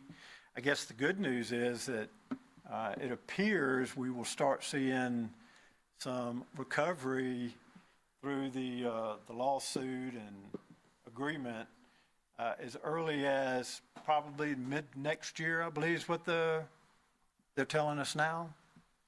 The original estimate that I think they put out was about 35 to 38 million, but they have now said it could be 52 to 54 million from just one of the lawsuits. Nice. And then there are other lawsuits that are being settled now. In fact, one was settled just a few weeks ago with some other companies that deal with PFAS and that sort of thing. Mr. Brown has a question.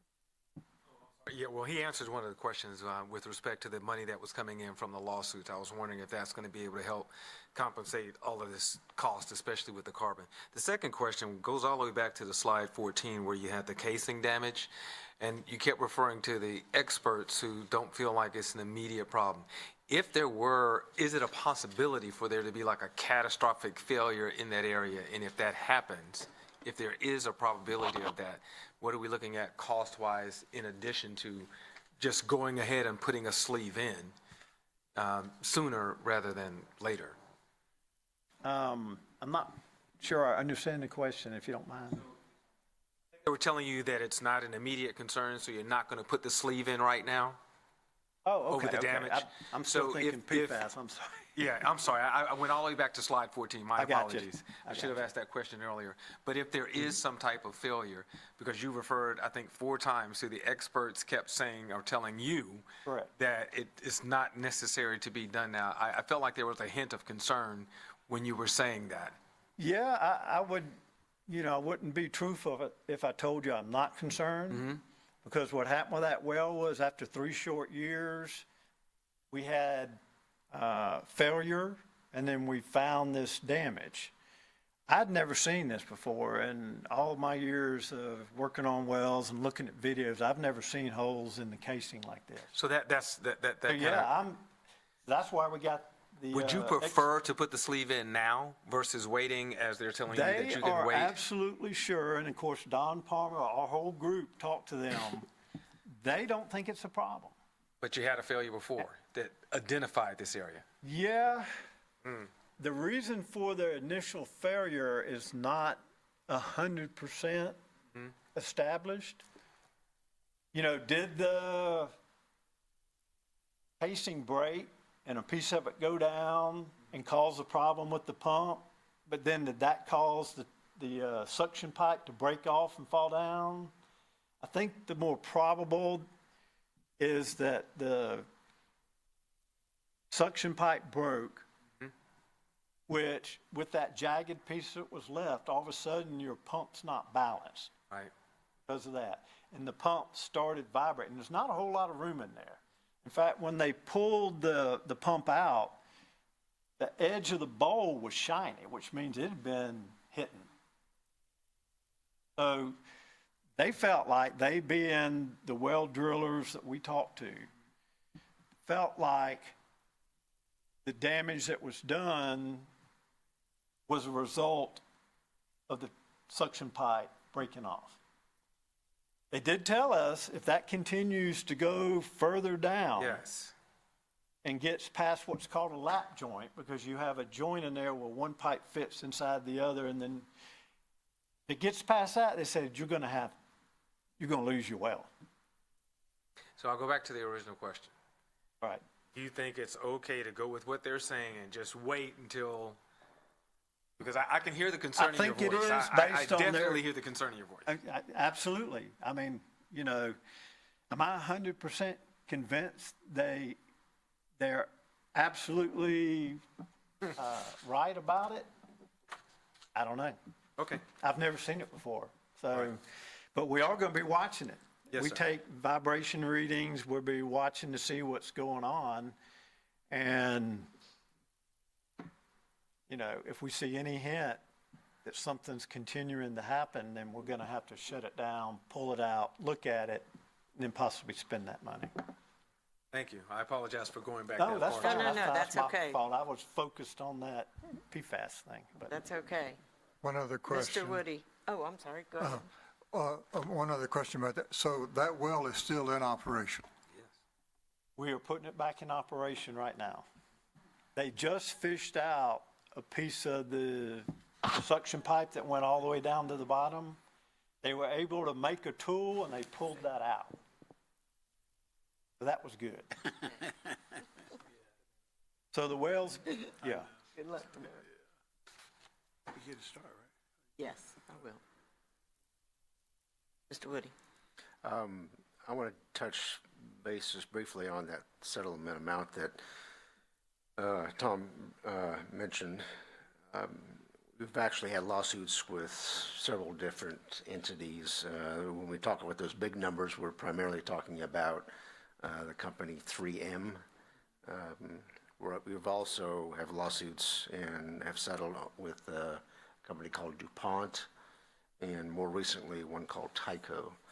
But going back to 3M, that $50 to $52 million number is a gross number. You got to subtract out some lawyer fees and things like that. So we'll get a proportionally lower amount than that full amount. But it's still a larger number than we had first heard, a year or so ago. So we're optimistic about that.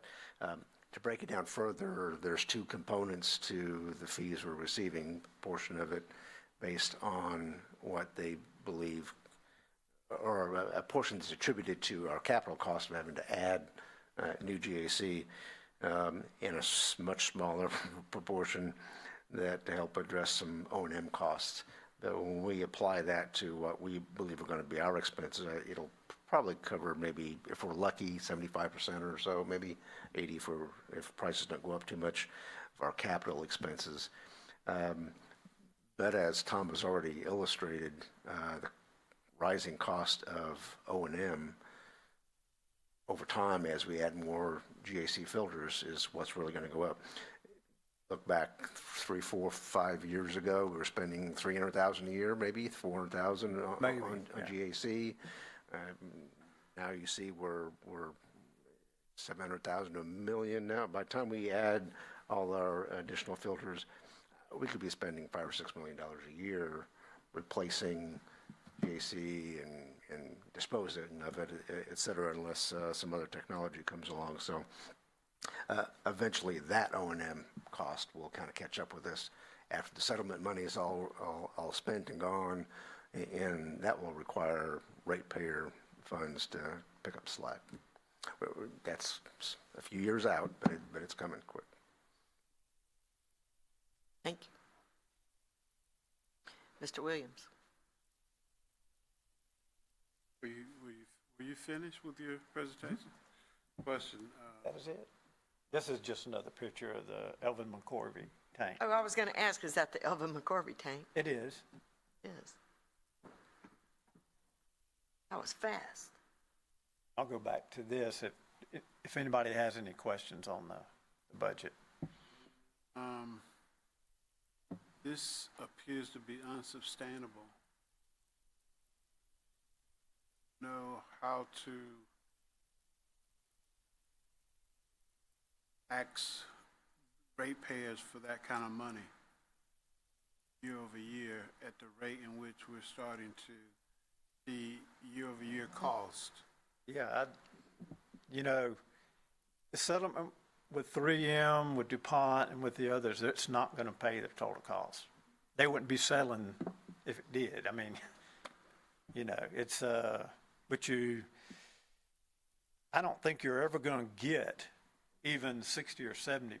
It's just not the way it works when you go to court and sue these big corporations. And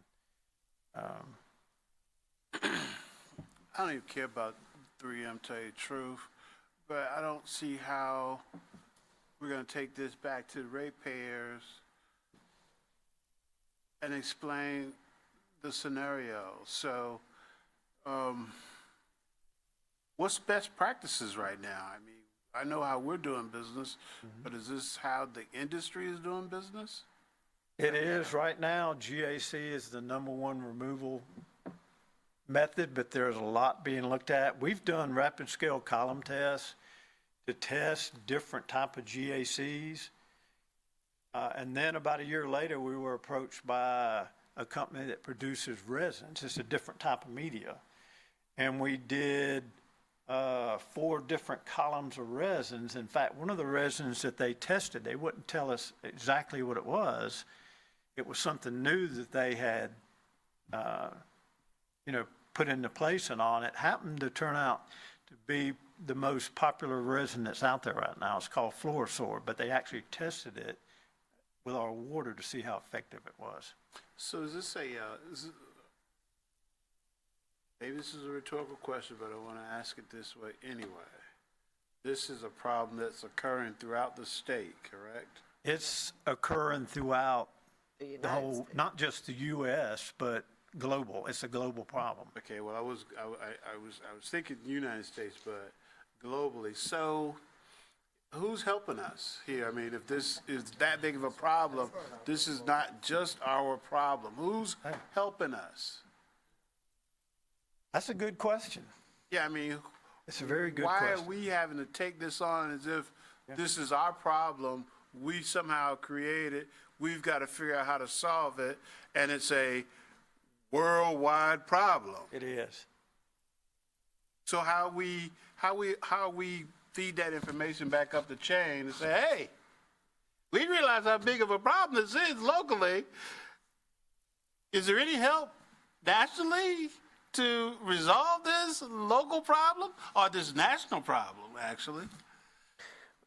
Well, the short answer, first and foremost, is that the collective lawsuit where all these public agencies all went together, and private, and sued the manufacturers of these chemicals. The 2 big ones have already settled, and others are still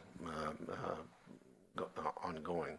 We're getting some significant settlement monies, but it's not going to help us well into the future with operation and maintenance expenses.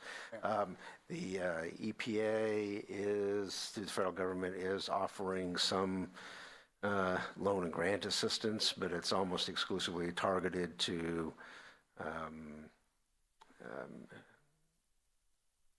very small operators, folks who are of very limited means, either because of the size of their facilities or the financial means of the populations that they serve. We don't qualify. And we don't qualify for anything that we've seen so far, but we're still keeping our eyes Yeah, out. that's very frustrating because, there's several funding mechanisms out there right now. One's called the Infrastructure Act. It's got billions of dollars in it, but we don't qualify. Okay, there was last time, the other gentleman came in and made a presentation. He was talking about there was a vote in the Senate in which we had written our senators and asked them to vote a certain way. Do we know the results of the vote for, and I think it was relative to the presentation that Don gave at a couple meetings ago. That might have been relative to some Senate Bill 64 Yeah, I think it was. issues. Yeah, That's which really has to do regulatory with update. water reclamation. Regulatory, and yes. discharge Update, as opposed to water production. Okay, all right. Anyway, I still would like to know how they voted.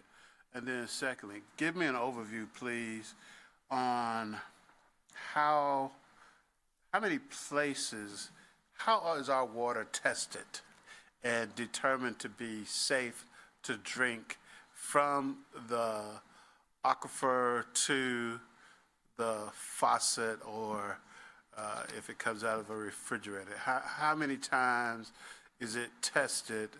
Where is it tested? How do I know it's quote unquote safe to drink?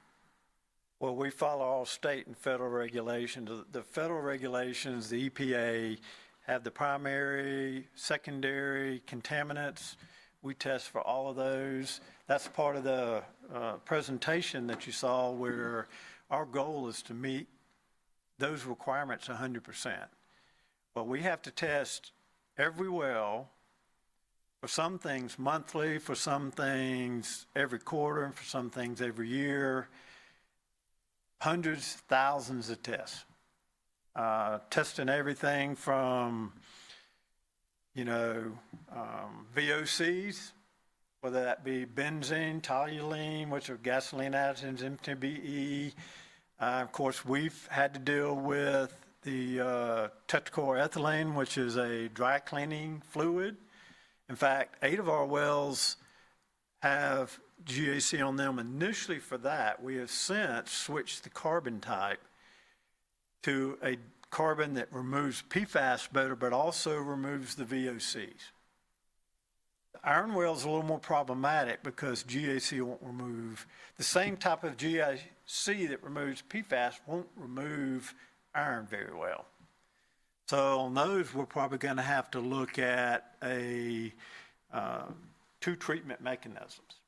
I know the numbers I'm looking for is like we test 150 times every 3 days or something from before it comes out of the aquifer, when it comes out of the aquifer, before it Right. comes out of the pipe. So kind of give me, is it 150 times every 3 days at different locations in our system, or what's that number? I can get you that number, but I can tell you things like every well has got to have a bacteriological test for the raw water every month. When it comes to constituents like the primaries, like I said, it can be, if you got a history of it in there, like our tetrachloroethylene wells, you have to test them more frequently. Those have to be done every quarter. Now, we test more than we're required to. On places where we have GAC, we don't want to go the whole quarter and be surprised by taking a sample that's higher than what we want it to be or want to see. So we do operational samples every month to make sure we've got a real good feel for where that contaminant is in that GAC vessel. Some wells, it's not that big of a problem. Some of our VOC wells, like OLF4 out here on 9 Mile, the contaminant, the tetrachloroethylene in the raw water is about 3.5 or 4. The MCL's 3. That one, it's a very slow increase. Your carbon lasts quite a while. If you look at well number 6 downtown, the same compound runs anywhere from 40 to 90 with the MCL3. That one you have to watch really close. So we err on the side of caution. We take more samples and do more testing than we need to do because we want to know exactly where we're at. Okay, 2 more questions, I'll be But I can finished. get you information if you want on all the testing. We have a compliance coordinator, and she's got all that put together. And I will have her send anybody that wants a copy of it, a copy of it. Thank you. I just wanted to know some of the locations, like on a regular and routine basis, that is checked to say every step of the process, we're testing the water to make sure it's in compliance with whether it's raw water, whether it's treated water, then to where it gets to be drinkable water. Right. So around the wells, we have zones, right? Explain to me the zones that surround each one of our wells. How many Okay. zones are there? Well, I'm not sure zone's the right word. It might not be. Yeah, around each well, you have a area of contribution, more or less. In our system, most people are going to get their water from 3 to 5 wells because not all wells are running all the time. Okay. So that line shifts as wells are turned on and turned off, whatever. As far as testing, the primaries and secondaries and the bacteriologicals are taken at the well itself. The bacteria is taken to the raw before we treat it with disinfection, chlorine, and orthophosphate and all that. The rest of the stuff is taken after that treatment, but still at the well site before it goes into the distribution system. We also go out in the distribution system and test things. Yeah. And then when it comes to lead and copper, we actually work with homeowners and they take the sample, we get it, and we have it tested. Okay, great. That's kind of the information I was So asking. yeah, it's My last question is taste of the water. How much are we able to control the taste? I know you go to different parts of Florida, the water tastes different. Some of the water tastes like you don't want to drink it.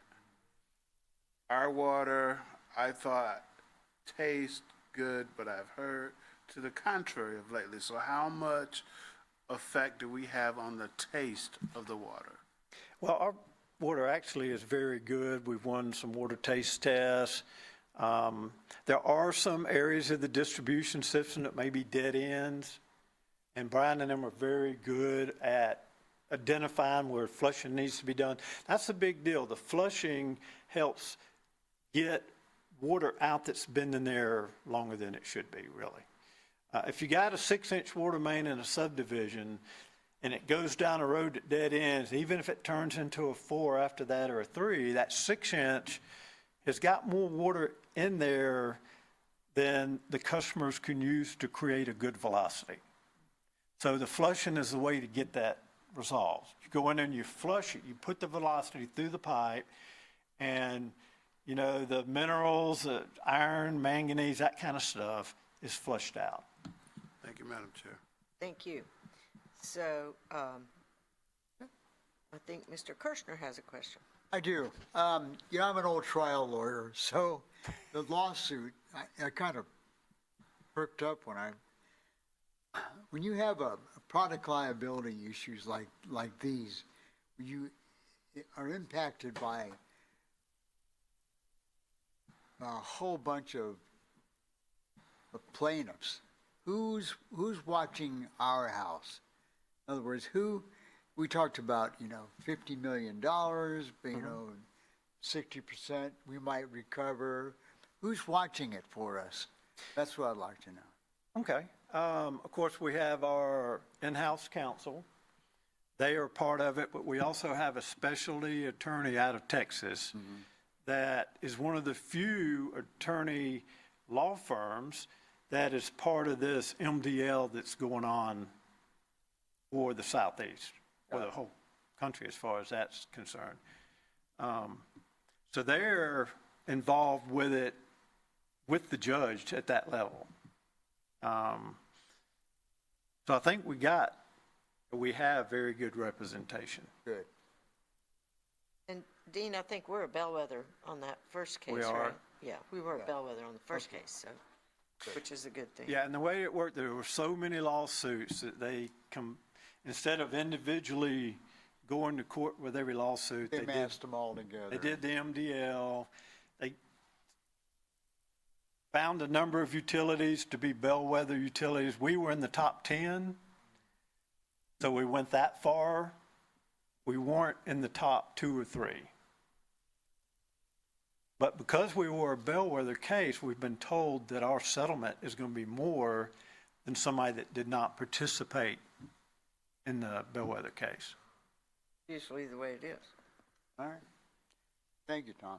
Thank you, Tom. I had just a couple of comments on the flushing. I don't know if you have neighborhoods where you are that have a dead end, you know, if anybody ever says anything to you about the taste of their water, and they have in my subdivision, and I just call Brian and they go do a flushing.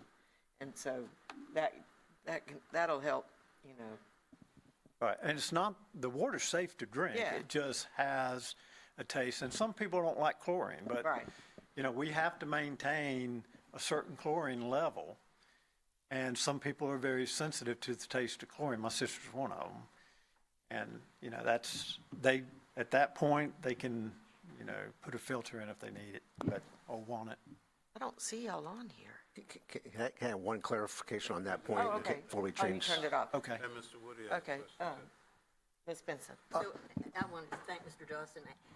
I love your attention to my OCD, but having you in that position makes me feel comfortable because I know you're going to worry about all of those molecules of zinc. Thank you for that. I want to sort of remind us, we went sort of down the rabbit hole about the carbon filters and the exponential cost. So right now, our job is to look at next budget and certainly to anticipate, but there are a lot of factors that are going to impact this over the next 2, 5, 10 years, because this is a national problem. It's not an easy problem, and there are going to be people out there trying to solve it. So I don't think we have to do that today. Right. We need to be aware of what's going on. Yeah, and reading the trade magazines, there's lawsuits and all over, every country is suing these same people we're suing, whether it's Japan or Europe, you know, Great Britain or Germany, they're all in the same situation. And we've got a lot of calls from people that really hadn't done anything about it yet, and now they're faced with, from start to finish, they got to have it all done in 5 years. One good thing that we have is we do have GAC treatment, soon to be in the next month or 2, on 16 of our wells. We got a big head start. So in sum, we have a budget impact. That's a big number. It's a big, but we do have offsetting settlements. Right. So in terms of where we are, we're in an okay position, and so, you know, we just need to. Yeah. But thank you. Dr. Walker, did you have a question? I wanted to just offer the comment that if there's a complaint about water not tasting good, it's probably due to a very localized situation, caused either by a dead end line where the water doesn't get flushed out enough.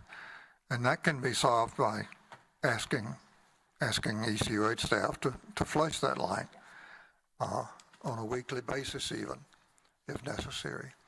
Other problems may happen because of a bad well, in which case you have a situation on a larger scale. And I know we have it on at least one occasion with the Davis well, stopped using a well because it was irredeemably bad tasting with too much iron. But those are situations that are not the matter of filters on wells doesn't really have anything to do with how the water tastes so much. These taste things are more just due to things like too much chlorine in a line or too much iron in a well. Okay. Thank you. I just had one more comment. Mr. Woody, did you have something? Back when we were talking about dead ends, I just want to comment that don't confuse a dead end street with the assumption that there's a dead end line. While that is sometimes the case on short cul-de-sacs, but oftentimes what might appear to be a dead end might actually have a loop to the adjacent neighborhood and may not in fact be a dead end line. Yeah. I have one in my subdivision. It's a dead end line. Yeah, and I mentioned secondary contaminants that EPA has. It's voluntary for EPA, but the state of Florida requires that we meet those. Those are taste and odor related. And we meet all those. One last comment that I was going to make is I had a friend that bought a little condo in a really beautiful place called Big Canoe, Georgia, which is up in North Georgia. And they have their own water system, right? So they are now going through what we're going through. And their water, she said, my water bill was $200 and we're not even there. And I said, that's what everybody's going through. So, it's not just us. We're not alone. And like Lois said, we do have some lawsuit money coming in. Plus, we were a step ahead of people, thanks to the staff here. We were a step ahead of people getting on this. And, whenever society has a big problem like this, great minds always go to work and figure out a way around it. So, I feel like solutions are coming down the road. It's just going to take a while to figure it out. So. Yeah, I think there are going to be some destruction techniques that prove to be cost-effective and favorable because everyone's looking for it. If you find it... Oh, you're going to be a millionaire. Oh, billion. Billionaire. Yeah, so there's a lot of stuff being looked at right now. Like I said, we're going to have a consultant look at what's available now and see, are there options that we can do that'll make it more cost effective? But we're not going to stop looking. We're going to continue. Things are evolving. So, every couple years or so, we need to look and is there a better way now? Is there some other way we can do this and be even more economical? Thank you very much, Tom, for a brilliant presentation. Really appreciate that. Benson? All right, I think that's it. And we do unfinished business. I have none. Big question for the unfinished business or new business. New business? Okay. Are these hearings online or is this offline? Socially? Is this on our YouTube channel? Yes, these are broadcast as well. Okay, great. Yeah. Great. Just wanted the information to be public. Thank you. Okay. And we move now to committee communication, and I know Mr. Brown had something he wanted to share. Okay. Okay. I don't think we can do that. Okay, well, I may be absent.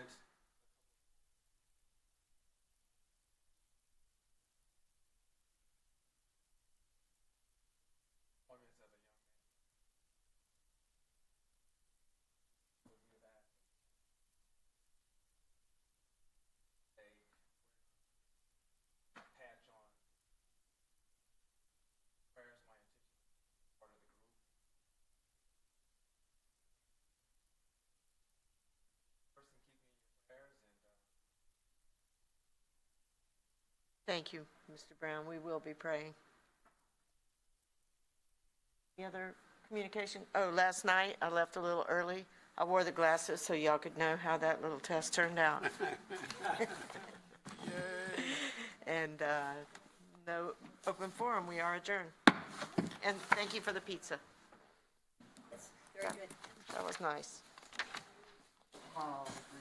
Okay. Well, we're on average so far.